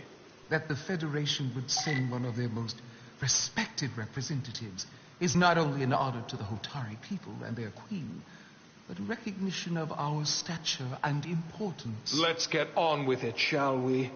With all due respect to the Federation and their ambassador, they have no authority here.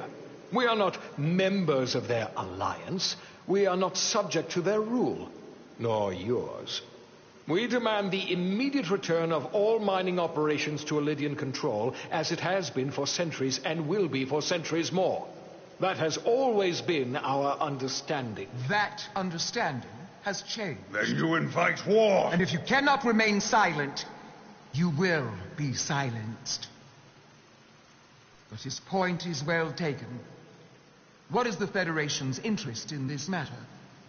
Perhaps you would have us trade one oppressor for another? The Federation remains neutral.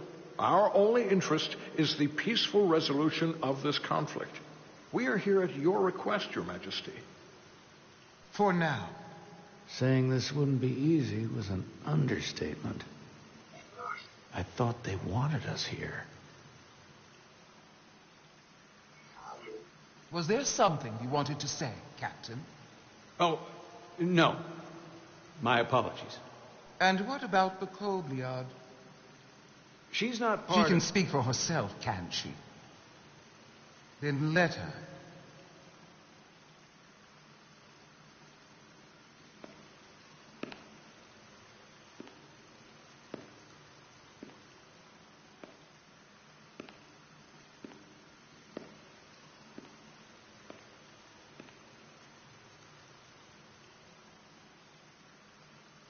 Now then, one should know their place. What you might be somewhere else is not what you are here, which is standing before a queen. And a queen deserves respect. A bow is not too much to ask. Is Hotari Prime heart of the Hotari system? My apologies, Your Majesty. I meant no disrespect. Better. You are Kobliad. Your people suffered brutal treatment at the hands of the Cardassians. Their injustice towards the Kobliad is as unimaginable as it is unforgivable. Not unlike how we have been treated by the Alidians. As much as they'd have you believe they are the victims here, remember it was the Hotari who attacked us. Hundreds of innocent Alidians were slaughtered without mercy in those mines. The blood is on their hands, not ours. Quiet! If after all the Kobliad suffered, you finally had the chance to right that wrong, to get out from under their control,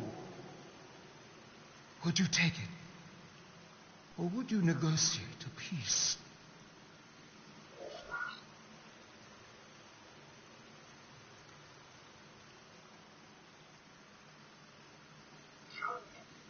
If the opportunity presented itself, and I wish that it had, more than you can know, then I would right the wrong without hesitation. For the sake of the Kobliad. We suffered enough. Of course you would. It would be foolish to do otherwise. The Federation is the most powerful, most advanced alliance in the galaxy. It's widely known we have an abundance of dilithium in our mines. And it's in your interest to secure a steady supply. Your Majesty, if I may. Ambassador Spock would have us believe you're here as a neutral party in the interest of peace. So why are you really here? I want the truth, not your Federation rhetoric. It's possible the Federation has an interest in both peace and securing a steady source of dilithium. One does not preclude or prevent the other. But that's just my personal opinion. Given the Federation has done business with the Alidians for decades, I would agree. It's entirely possible, if not highly likely. What they haven't said, but cannot deny, is a simple truth. The dilithium trade would not and will no longer exist without Alidian involvement. We created it for the benefit of everyone, especially the Hotari. We've given them warp technology. We've let them share in the profits. We've made their lives infinitely better than before dilithium was discovered. All of that goes away if the Federation turns a blind eye to their treachery. That is enough of your lies. The Hotari are quite capable of running the mines. We've done so for centuries. So tell me, who deserves control of the dilithium trade and the mines on Tau? Who should the Federation recognize? The Hotari or the Elidians? It can only be one or the other, not both. If I have to choose only one, then it would have to be the Hotari. Well said. How could the just and wise Federation make any other choice? This is an outrage. The Federation has lost all credibility. The mines are ours. Lydia will not be deterred. We will take back our mines by any means necessary. Then you will see more blood spilled. I am more than willing to address your concerns, Your Majesty. Yours as well, Representative. But I suggest we could have a more productive conversation with a smaller group. Perhaps only the most essential representatives.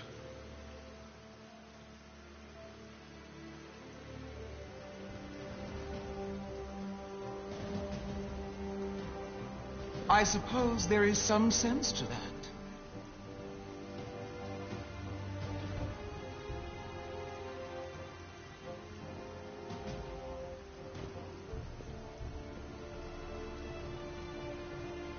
I hope we meet again.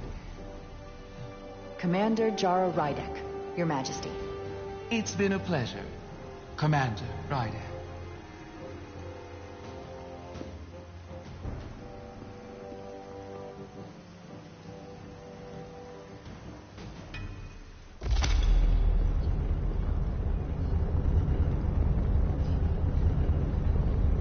Spock and I will cover everything on the diplomatic front. You make nice with the locals and see if you can get some answers. We need to find out why the Hotari are so willing to risk war. What happened in those mines?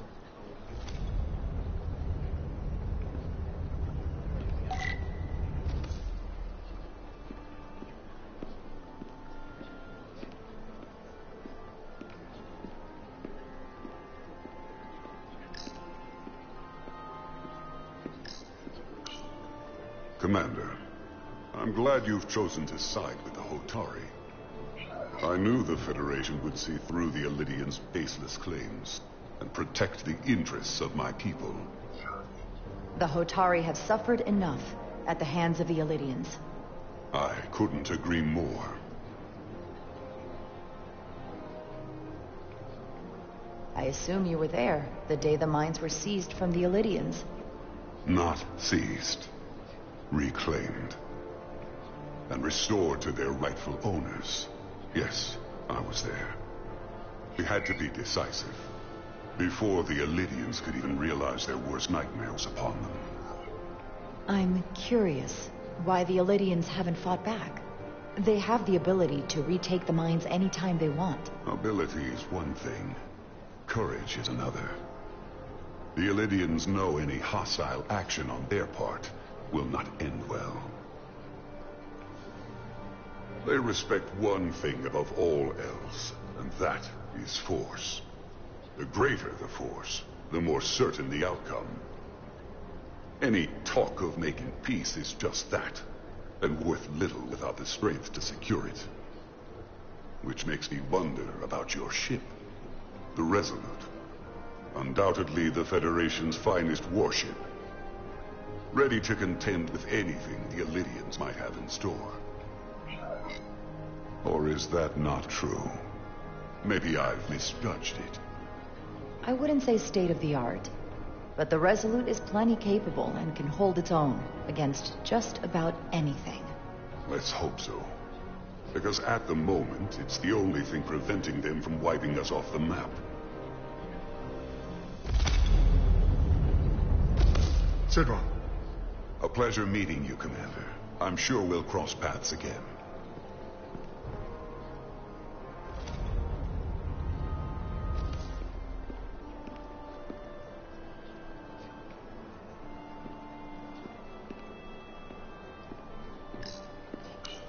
Commander Rydek, I'm encouraged to see the Federation supporting my people. I'm afraid of what might happen without your help. I'm glad to hear it. I just hope you're not the only one who feels that way. I apologize for that. These are unusual times, to say the least. Much is changing. I saw you speaking with Sidron, our national hero. I'm curious, what did he say? He seems to be of the opinion that negotiating for peace is a waste of time. Because force is the only blunt instrument he understands. He's a miner, not a diplomat. For the first time in our history, the Hotari have the upper hand. We see ourselves as strong instead of downtrodden. New voices have risen up. Old voices shouted down. Galvin and Sidron have become national heroes. Now, they have the Queen's ear. Better or worse, depending on your perspective. I take it they're against a negotiated peace with the Illidians. Heroes tend to want more of what made them heroic. If it were up to them, they'd wage all-out war and bring ruin upon us all. My fear has been that the Illidians will launch an attack and crush us. You've seen their starship, no doubt. They could have retaken the mines whenever they wanted to, but it never happened. And as strange as this may sound, I'd almost say they're afraid. I just don't know what they're afraid of. It's still the same bluster and bravado you would expect from them. Do you think it has something to do with the ion storm? Right now, it's stronger than ever, isn't it? It's entirely possible.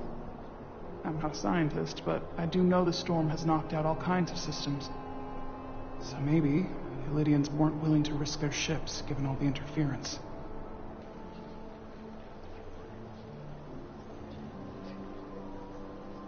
Since the day of the revolt, Galvin has seized control of the mines and restricted all access. No one's allowed without his personal authorization. And they've taken over a section of the palace with just as much secrecy and security. I'm told it could be something they brought back from the mines. I've made inquiries, but everyone pretends it doesn't exist. I strongly suspect they're hiding something. Are you sure of this? It's been the talk of the palace since the day of the revolt. How can we know?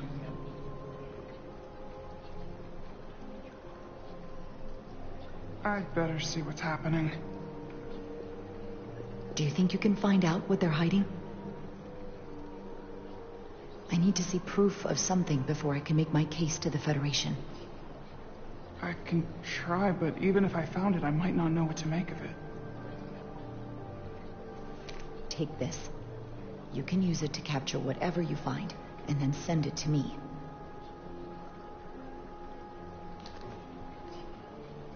Thank you. I will let you know what I find. And I look forward to our meeting again.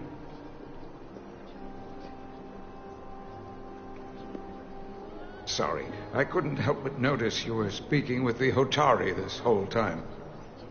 I figured in the interest of fairness, I should offer another perspective. Of course. I'm probably not telling you anything you don't already know, but these negotiations rely on the Federation's neutrality, as does any hope you might have for a supply of dilithium in the future. So, why you would choose to side with the Hotari escapes me. Without Illidian involvement, there is no dilithium trade. But clearly, you weren't aware. Tau and the mines belong to the Hotari. They deserve to have control. You overestimate their ability to run the mining operation. They have no idea what they're doing. Major Salit Arminta, Special Attaché, Illidian Armed Forces. Pleasure to meet you, Commander. I have my issues with the Hotari, but I have to give them some credit. They know how to seize an opportunity. Inciting an uprising the same day as a massive, once-in-a-lifetime ion storm. Our assumption was that this storm was just an anomaly. Yes, a very convenient anomaly. At least, that was what we were told. Of course, I wasn't there. But who am I to say otherwise? You sound skeptical. Well, the official story is that it was the storm that enabled the revolt. How else do a bunch of unarmed, unorganized miners seize control of an entire moon, much less thousands of mines? But I've talked to people who were there. They tell a different story. They say they're lucky to have escaped with their lives, that it was more than just the storm, that somehow the miners were able to harness the energy from the storm. I know it sounds crazy. I'm not even sure I believe it myself. But that's what they said. You said the Hotari were primitive. Well, they are. Except for the part about weaponizing ion storms. If you'll excuse me, Commander Ryder.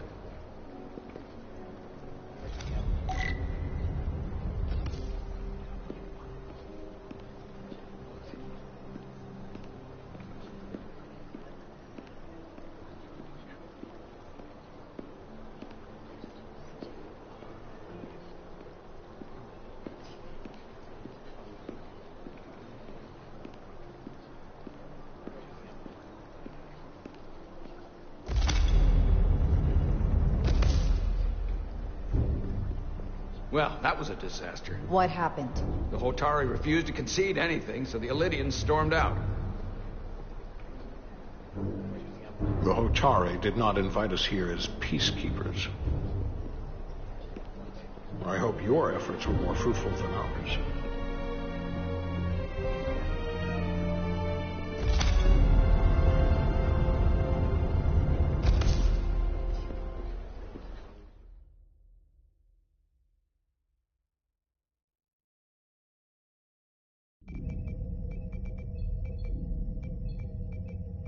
Gravitational harmonics failing to resolve. Warp bubble stability degrading. Increase output to maximum. Increasing warp output to maximum. It's happening again.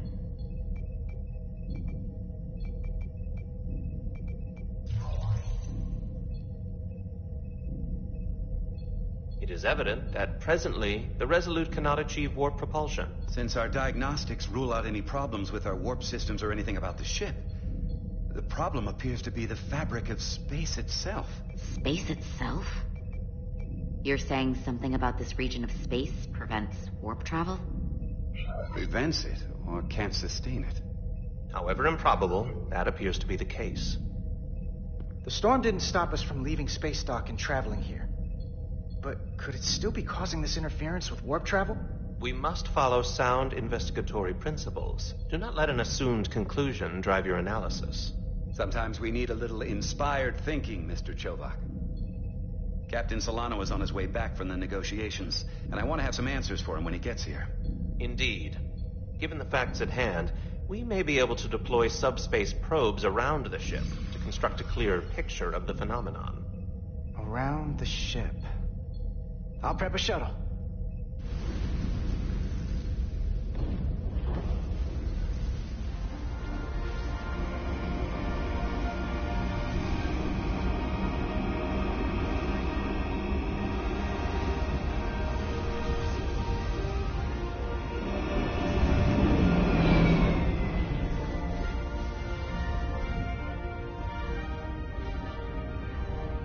Setting up a waypoint at a distance roughly corresponding to the edge of our warp field. When we get there, I'll deploy the first probe.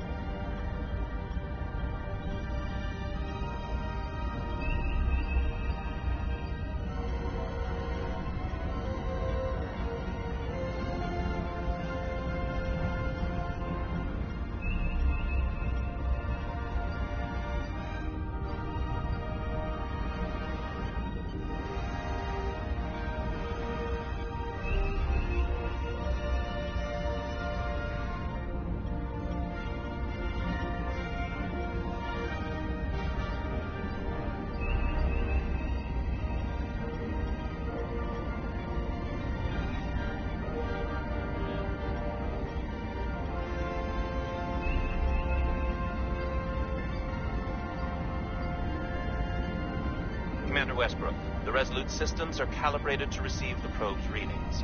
We are standing by to reproduce the warp field collapse after the first probe is deployed. Thank you, Mr. Chovak. We'll be in position shortly. And, Mr. Diaz, do take care in piloting the shuttlecraft. Now is not the time to indulge in the human penchant for joyriding. Chovak probably isn't such a fun guy to work for, huh?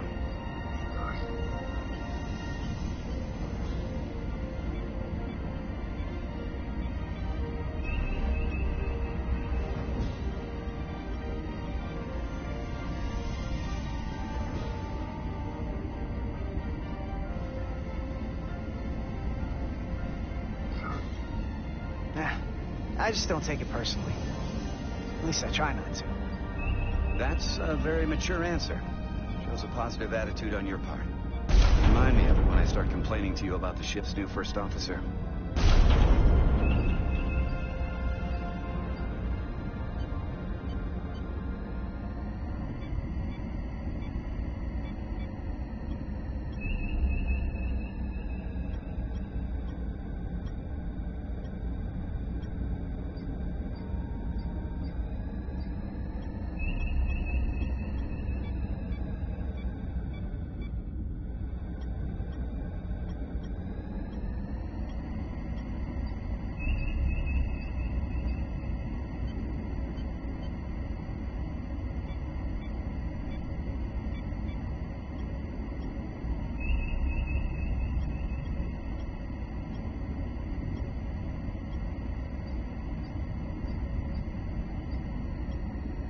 This is far enough.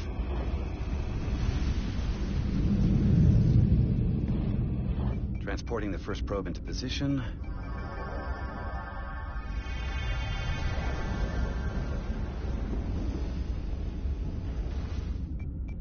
Westbrook here. The first probe is deployed. Understood. We are reading it. We are about to replay the simulation.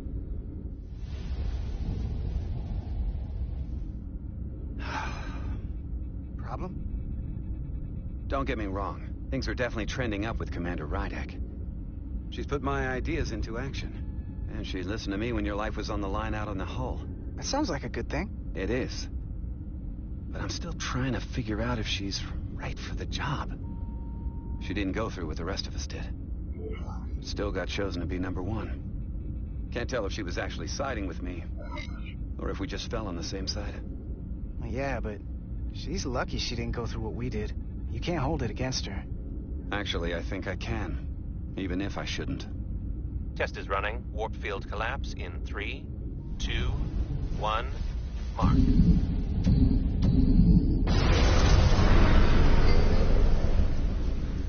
Whoa. All right, that is definitely a problem with the fabric of space. We need to get another probe out there.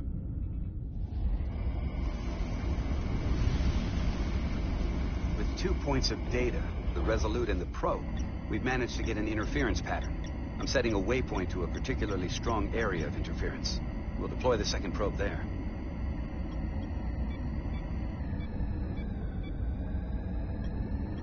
Listen, I'm gonna give you a piece of advice I wish someone had given me. Make sure you're never just one thing. And don't get so focused on what's in front of your face that you lose sight of the big picture. Before Rydek showed up, the captain pulled me into his ready room and told me he didn't think I had the people skills to be first officer. What a load of crap. I mean, if he'd said that about Chovak, sure.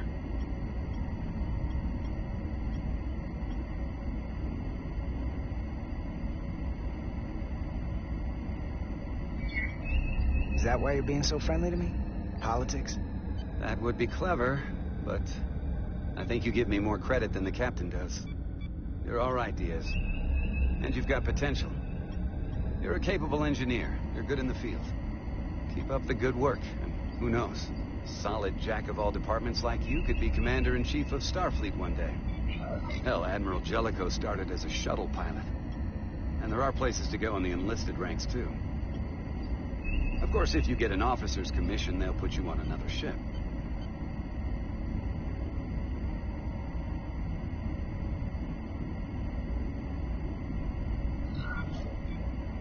I don't know. I'm pretty happy where I am. You must be a glutton for punishment. Lieutenant Commander Chobok has been known to take decades to warm up to people.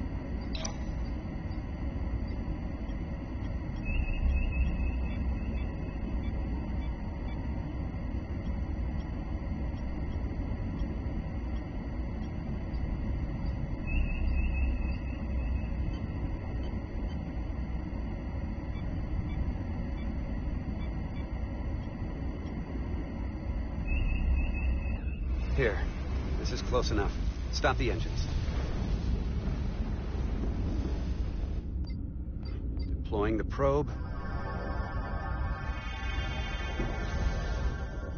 Westbrook to Commander Chobok. We're ready for another sampling of data. Very good. Running the simulation again. Warp field collapse in 3, 2, 1. On. There it is again. I saw it. It seems to be directional. Well, what about the scans? Anything?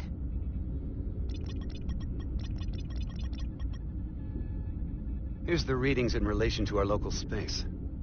We've got the Resolute, Otari Prime, and the probes. All this interference is overloading the sensor buffers. We're gonna have to triangulate the sensors manually.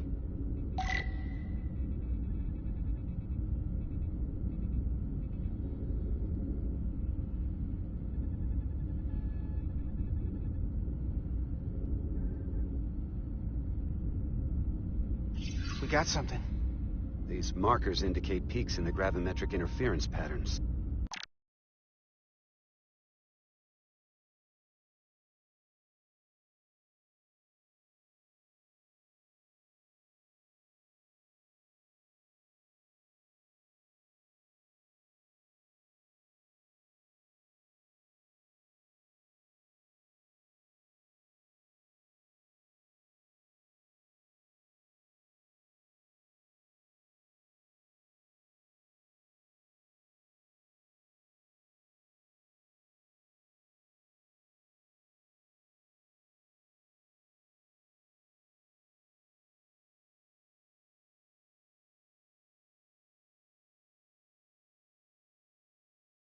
I can find some more.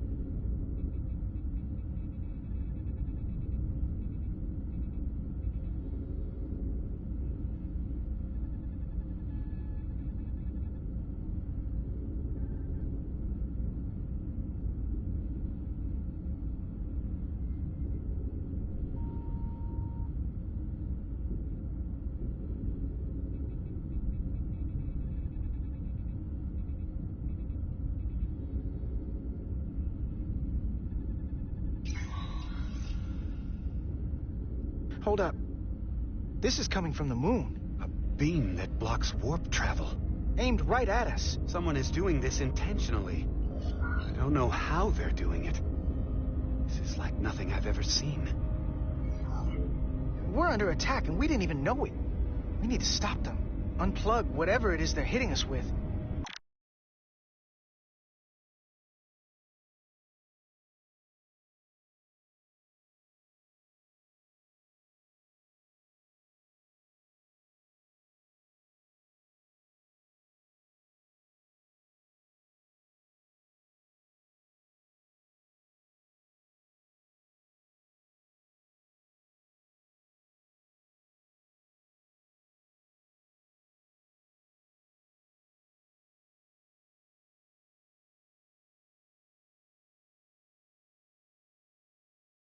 Now, look here. Current readings of the ion storm. These concentrations, they line up with the interference pattern. The storm and this beam, they're coming from the same place. Carter, whatever petty local conflict brought us here, it's just a small part of something much bigger.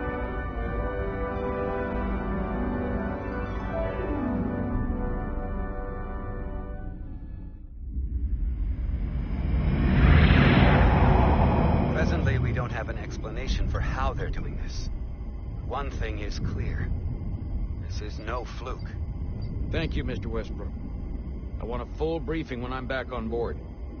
Solano out. A targeted weapon that inhibits warp travel. Coming from the moon Tau. That would explain the difficulties my shuttle encountered. More importantly, the tenor of the Hotari during the negotiations. And here I thought the Elydians would be the problem. Coming to peace talks in a warship.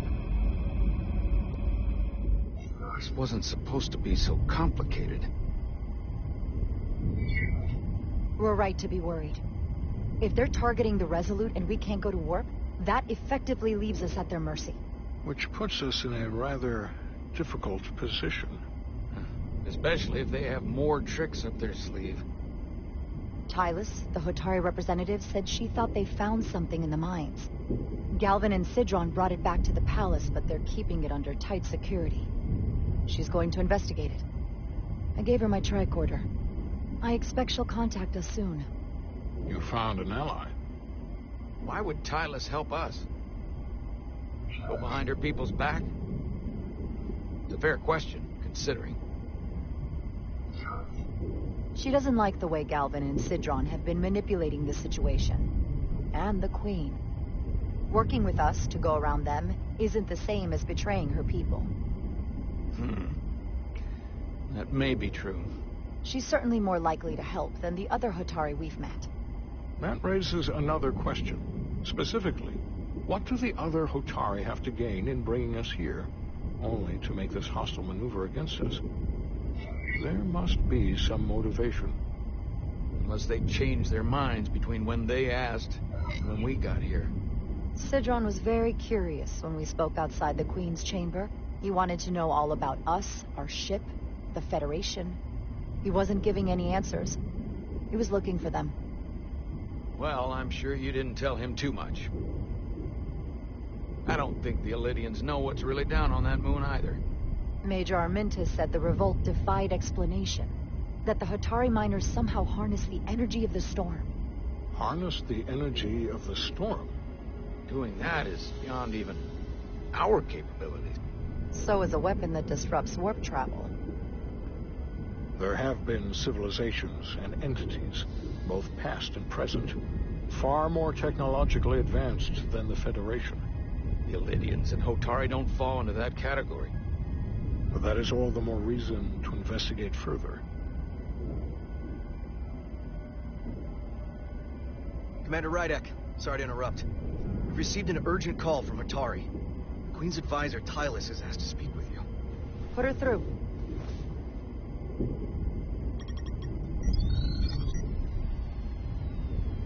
Galvin and Sidron are still with the Queen. I've enlisted help to gain access to the room they have under guard. I don't have much time. I'm not supposed to leave my post. It's only for a moment. I so appreciate your help.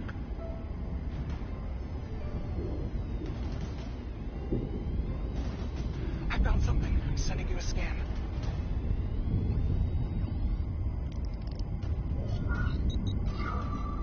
Got it. Tylus, if we needed to gain access to the mines on Tau, is that something you could help us with? I suppose it wouldn't be easy, but I have to go. Tylus. Can we reconnect? Sorry, Captain. We've lost all contact. We can only hope she escaped without harm. It was hard to tell.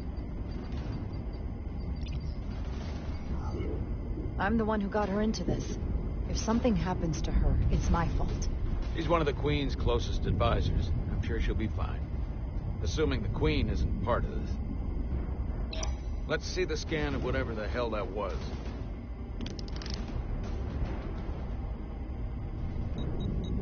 Tyler suspects this came from the mines on Tau. It appears to be of ancient origin, but the markings are unfamiliar. We can run a full analysis when we get back to the Resolute. But if this came from the mines, then it might be the key to how they got the upper hand against the Illydians. Then we have to go into the mines. The Federation would not allow that. We were, after all, sent here to be a neutral party in a peace negotiation. However, we could demonstrate that the Hotari have acted in bad faith, which would enable us to investigate the mines on Tau with full justification. But of course, we would need conclusive proof before taking action. Whatever this artifact is may be proof enough. At least to satisfy the Federation. Especially if we can show the Hotari are controlling the warp disruption. And targeting the Resolute. We may have a better understanding once we analyze the device. But a mission to the mines, covert or otherwise, is not out of the question. And I will handle the Federation.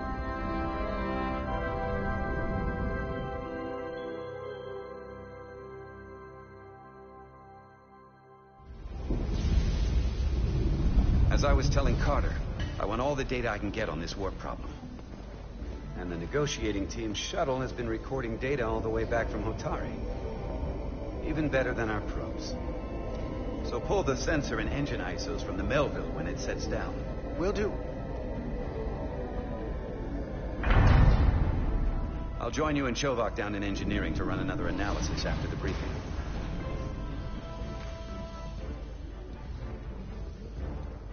I didn't like this warp problem when we thought it was some astronomical anomaly. And I like it a hell of a lot less now that we know someone is doing it to us. How does it work? What do we even do about it? What do you say we pull these chips and find out? Took some damage on the way.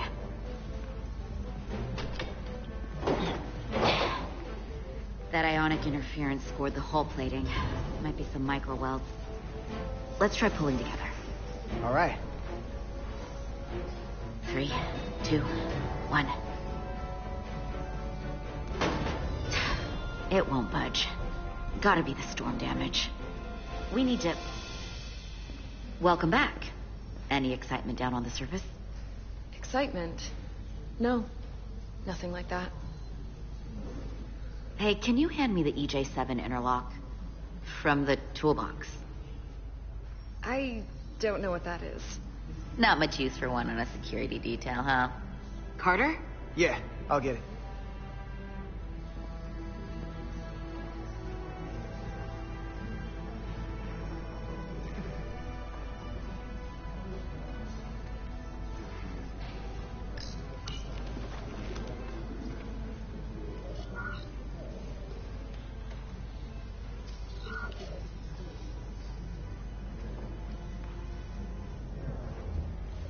Okay, I'll apply pressure while you decouple the panel.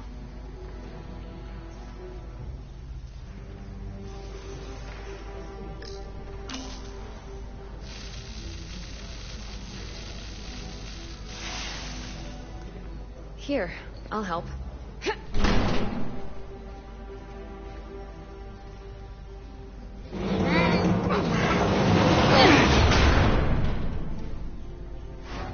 We've got this. Open up and say ah. Thanks for the hand. We have to get these isolinear chips down to engineering. No problem. You really know everything about these ships, don't you? The tools, the systems. Like a walking Starfleet technical manual. Oh, I thought security was the detail to be on. Now all of a sudden you're interested in engineering? Just the engineer. Come on, start pulling chips.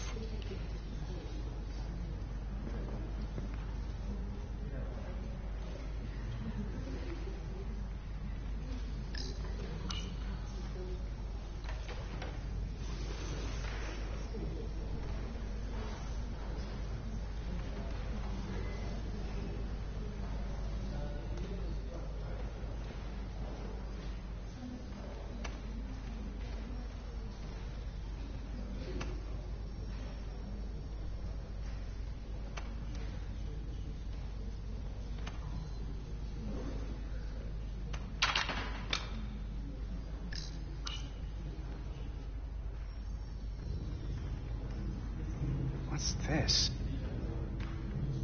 Some kind of crystal formation?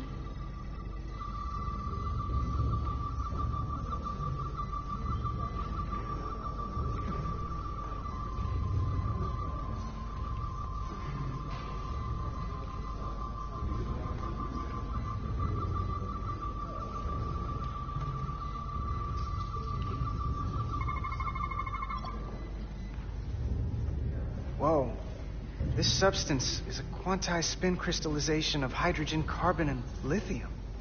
It's emitting tetrametric pulses at an interval of 3.8422 seconds. Quantized crystallization isn't natural. I mean, it's only theoretical as a means to engineer matter on a subatomic level. What's it doing in there?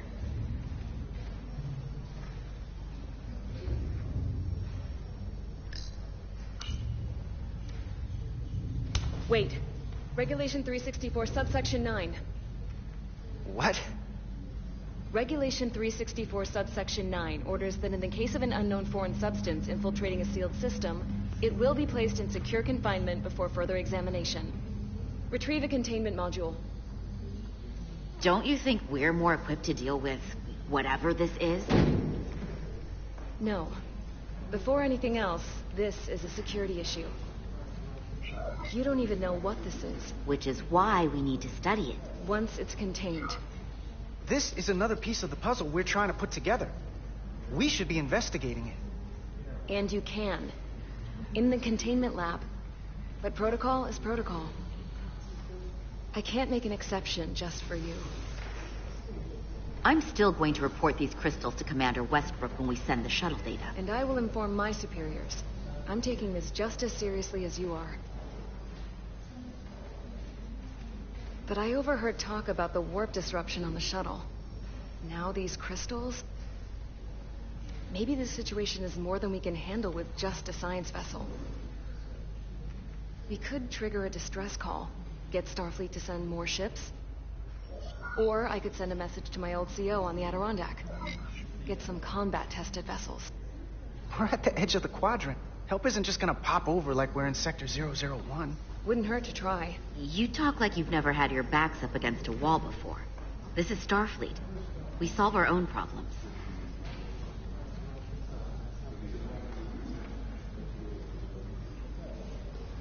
Okay, stand back.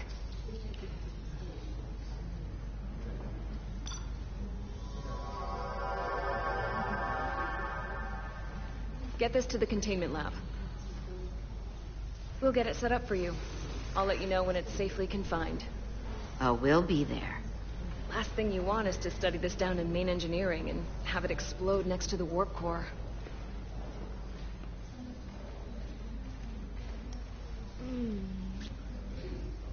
Almost forgot. We can't have that. For a second, I thought she'd gone cold on you. Like she might have changed her mind.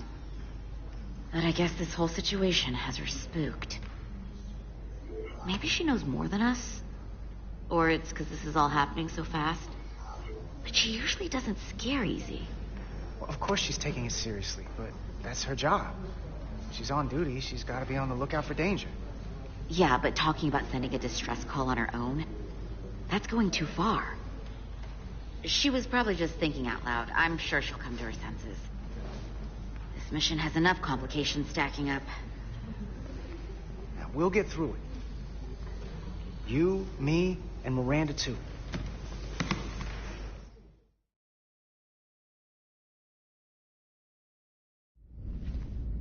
Commander Rydek was able to work behind the scenes during the negotiations and made contact with a representative from the Hotari delegation named Tylus.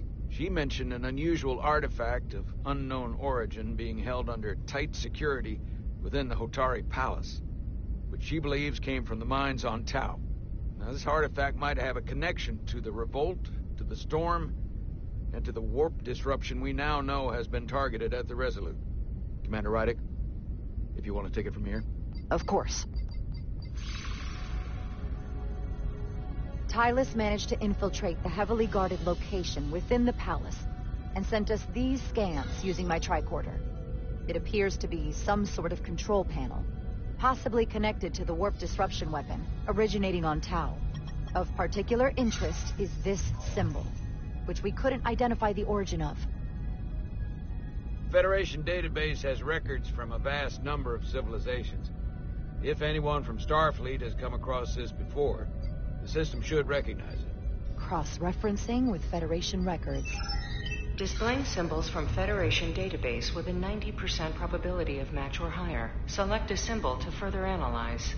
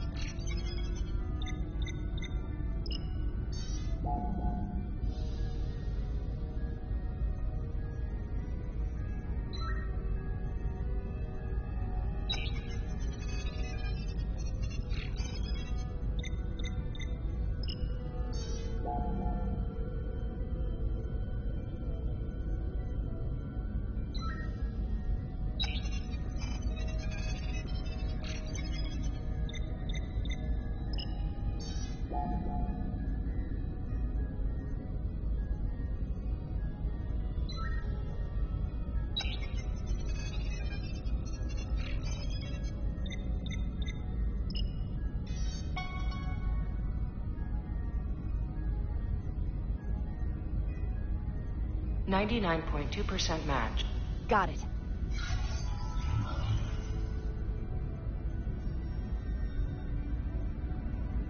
So, what are we looking at? The design and composition indicate this is a glyph associated with the ancient Takan Empire. Their civilization collapsed over 600,000 years ago, but once spanned millions of systems with a population numbering in the trillions. Fascinating. The Takan were once the most advanced, most powerful civilization in the galaxy. Is it possible the Hotari found Takan technology? I wonder if they even know what they have. Our knowledge of the Takan is limited. I have only encountered passing references to them. I can't speculate about how much they know, but one thing's for sure. They know how to use it. Indeed. Which might explain how they seized control of the mines. And targeted us with a weapon that prevents warp travel. Computer, what is the last recorded discovery of other Takan artifacts?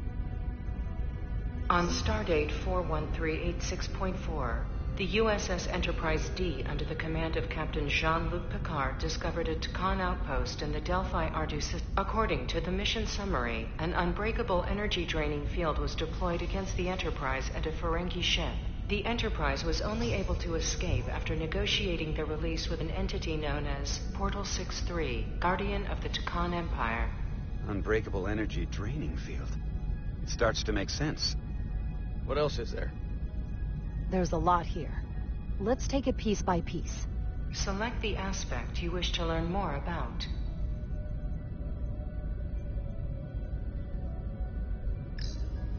What sort of planet is Delphi Ardu 4? Delphi Ardu 4 is an M-class planet, a barren rocky world with little to no vegetation and frequent ion storms.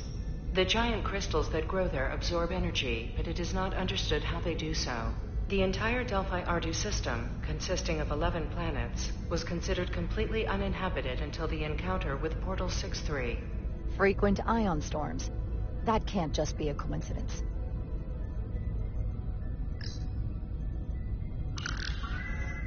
There appears to be some sort of restriction order from Starfleet. Computer, explain this restriction. A Starfleet directive similar to General Order 7 forbids entering the Delphi Ardu system or attempting to make contact with Portal 6-3. Starfleet doesn't throw up a no trespassing sign for just anybody. I suppose it makes sense considering what happened to the Enterprise D.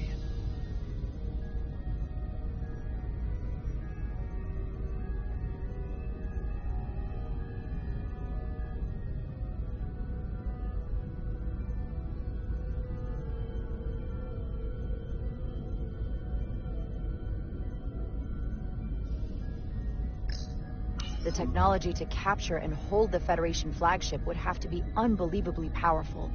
Computer, what else can you tell us about the energy-draining field the Takan used? The Enterprise D was unable to break free on its own. The precise nature of the technology was never fully understood. Only that the crystalline technology used was beyond the comprehension of then-current Starfleet science. The engineering team found a quantized spin crystal formation in the shuttle you took to Hotari. They registered tetrametric radiation coming from it. We have Takan technology on board right now? We might. I'll run a full analysis in the containment lab.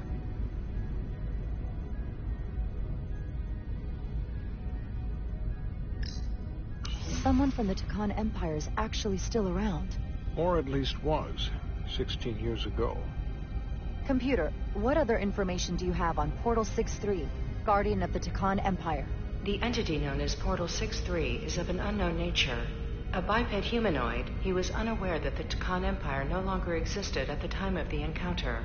He was able to control the crystal-based technology of the Takan outpost through apparent telepathic means. It was by his choice that the Enterprise was released from the energy-draining field, after Commander William T. Riker of the Away Team argued on behalf of both Starfleet and the Ferengi. Telepathic control of their technology.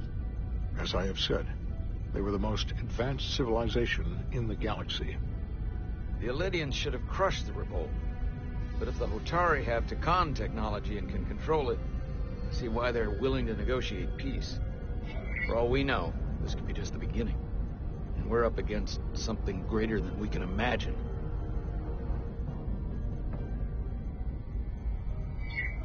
This kind of power in Hotari hands, it could be dangerous. For everyone. Agreed. Which is why we should find a way to neutralize it if we can. If it helps. We've been able to triangulate the source of the ionic interference and warp disruption to a specific mine on Tau. Engineering used the latest data from your shuttle to pinpoint its origin. There. So we know where to look. We need to know what's down there. What the Hotari are hiding. To better understand what we're up against. And to neutralize it if we can. Captain, embarking on a mission to the Hotari moon would not be viewed favorably by either side. However, given the circumstances, we are entirely within our rights to defend ourselves. I just want to make sure this doesn't blow up in our faces. Which is why I'm thinking of sending Commander Rydek on a covert mission to Tau. Assuming you're up to the task. It would require absolute secrecy. And obviously, it's not without risk. I'm ready for action, Captain. Just say the word and I'll be there. I'll admit, I wish I could go myself. I'm hoping Tylus can accompany you. The priority is to avoid detection. It's a calculated risk. The last thing we need is to get caught and then blamed for violating our neutrality, aggravating an already tense situation. We can't afford any mistakes, which is why I've chosen you. Yes, sir. I'll do everything in my power to make sure no one knows I'm there. Good. Of course, you'll have full support from the Resolute. We'll make sure we take every precaution. Every precaution.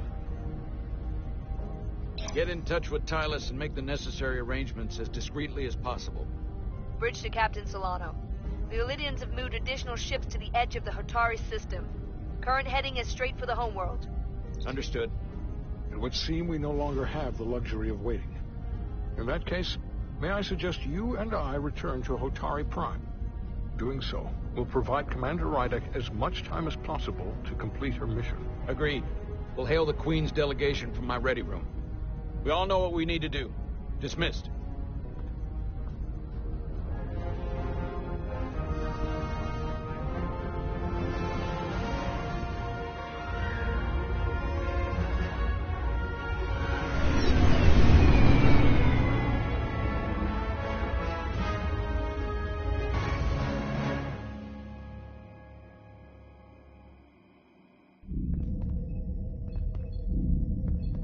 Petty Officers Diaz and Edsolar, where is the crystal formation that you found in the shuttle?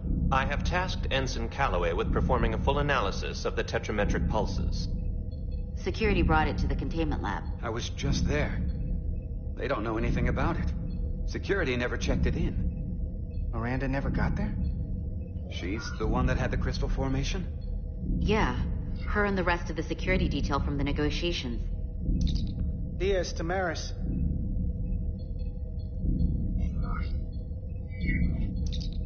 Carter Diaz to Miranda Maris. Commander Westbrook to Petty Officer Miranda Maris. Respond. Something's not right. She's still on the ship. She has to be. Computer, locate Petty Officer Miranda Maris. Petty Officer Miranda Maris is in the isolinear storage array on Deck 5. I'll go find her. Good. I am sure Mr. Diaz can attend to this on his own.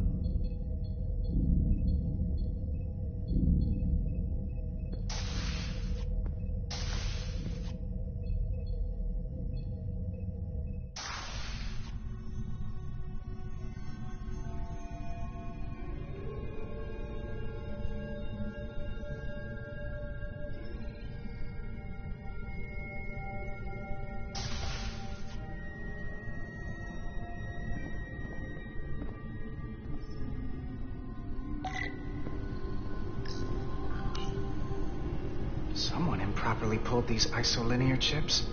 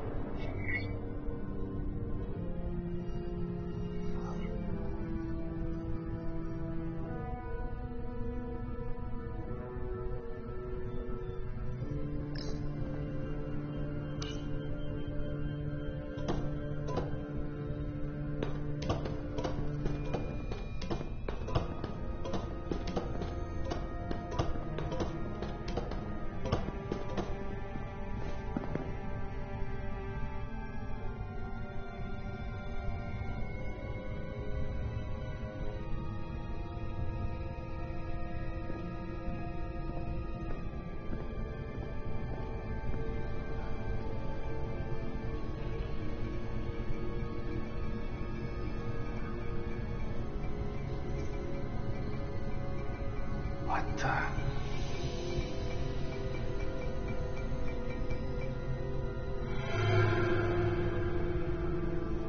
Oh, it's just you. I'm busy right now. Why don't you come back later? I called you on the comm badge. Twice. Commander Westbrook, too. Why didn't you answer? Oh, I guess I was just caught up in my work. But I'm through here, so I can't stay and chat. I have other things to do. Sorry you came all this way for nothing. Well, hold on a second. Commander Westbrook said the crystal formation we found in the shuttle never made it to the containment lab. He sent me to find you. I don't know why he'd say that. I brought the crystals to the lab myself. Whatever he told you, he got it wrong. All I know is where I left them. If that's the case, let's both go down there and find them. It's that simple. I don't have time for that. I have work to do. Look, I appreciate that you came to check on me, but I'm fine. You worry too much. We're on a starship. Nothing's gonna happen to me here. I'm worried because you're acting strange. One minute you're citing regulation to take the crystals, and now you don't seem to care that they've gone missing. And what are you even doing in here? Will you drop it? I don't like being interrogated, Carter. Hey, wait up!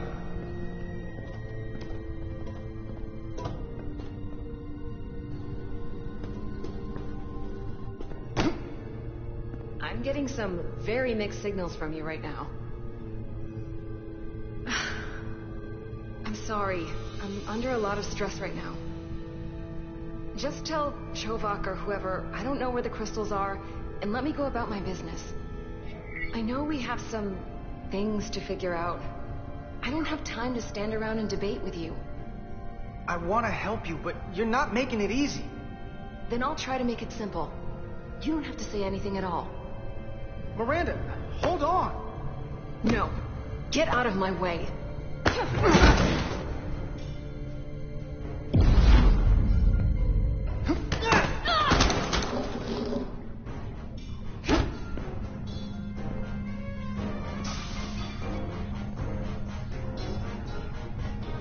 So I see you found each other.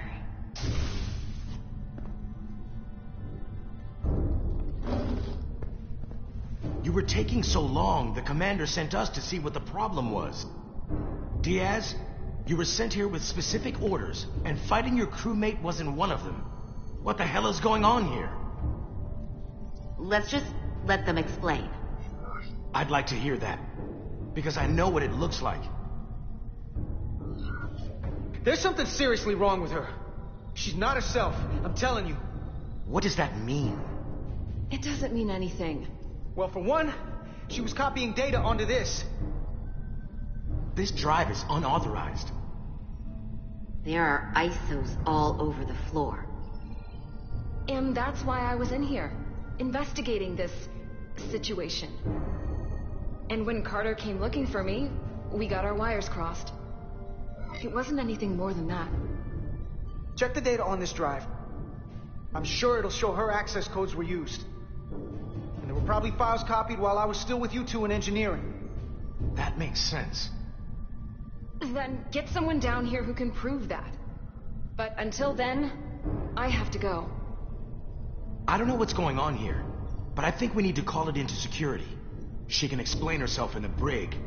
Hold on a minute. We don't need to put this on anyone's permanent record. Carter said you're not yourself. If something's wrong with you, we should head to sickbay and the doc will fix you right up. Yeah, I haven't felt right since I came back from Hotari. I think I should see the doctor. You two know her? If you really think she's not well, we can take her to sickbay first. But what I know is this is a security breach, and we should treat it as such. Please, just let me go see the doctor. She did have a bumpy ride back on the shuttle. Let's take her to sickbay. It's better than the brig, isn't it? Yeah. Yeah, it is. Fine. Get checked out by medical. You two go with her. I'll put this back together.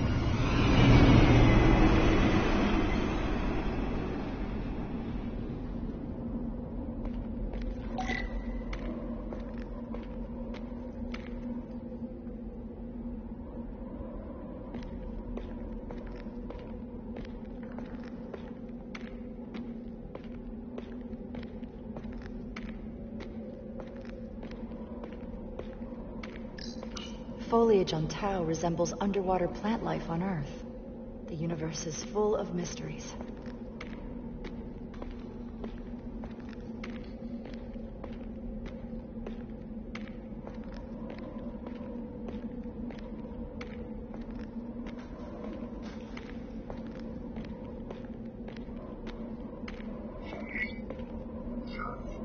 Rydick here. This is Zermont. Any trouble getting to the surface? I'm really starting to miss transporters. As long as this storm is around, you'd better learn to like shuttles. But if you can find the cause of the interference, we might be able to get back to transporting. As if I needed another incentive. We both know there's a lot more than that riding on this. Fair enough. You'll need to get in and out of the mine undetected, so I hope Minister Tylus can help in that regard. So do I. And to keep this covert, we'll refrain from contact unless absolutely necessary. Understood. Rydick out.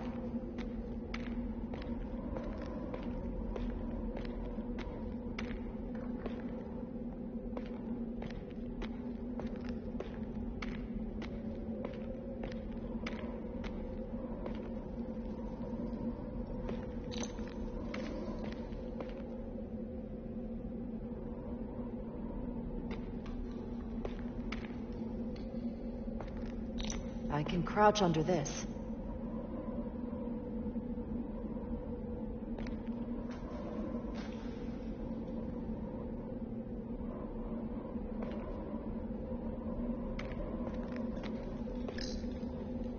The ionic interference is coming from underground. I should find a safer way down there.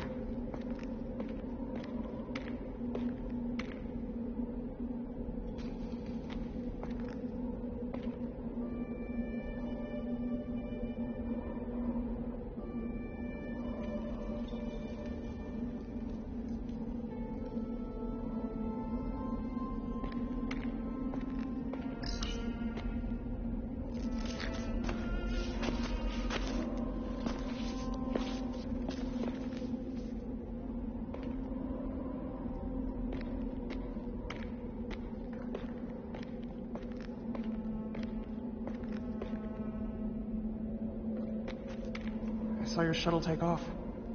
Hopefully no one else did. It's good to see you. Even under these unfortunate circumstances. You came alone? Of course, why wouldn't I have? We've recently discovered a great deal of deception on the part of the Hotari. Can't be too careful. Well, I suppose I can't fault you for that. Though I thought I'd earned a little more faith by now. Lead the way. I'll fill you in on what we've learned about the situation. Follow me.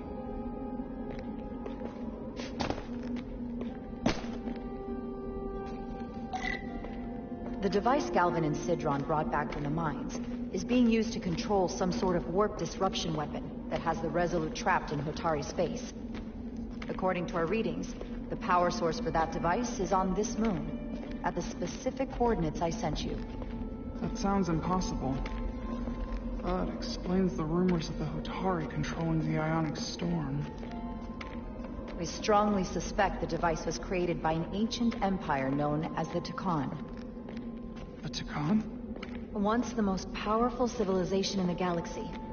But they've been gone for over 600,000 years. It's hard to believe there's something like that on Tau. Which is why I need proof. If we find hard evidence that Galvin and his allies are hiding dangerous Takan technology, I can convince the Federation to let us intervene. Understood. We're almost there.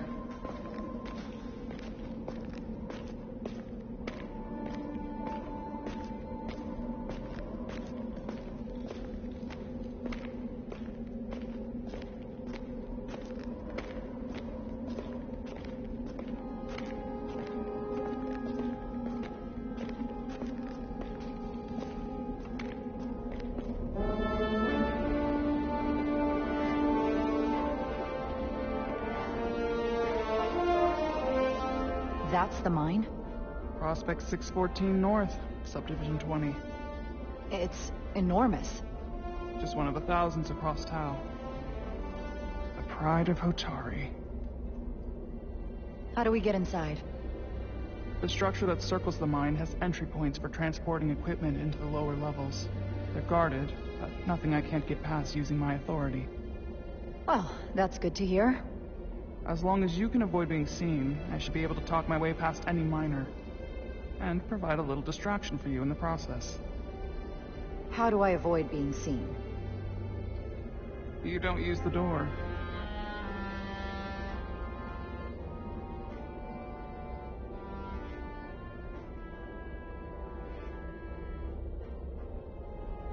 How dare you!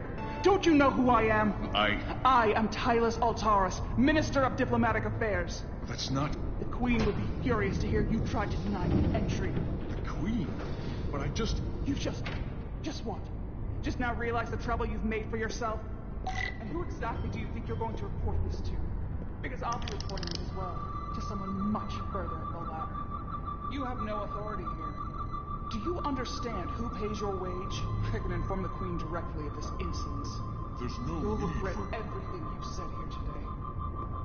You should have opened the doors the second I appeared before you.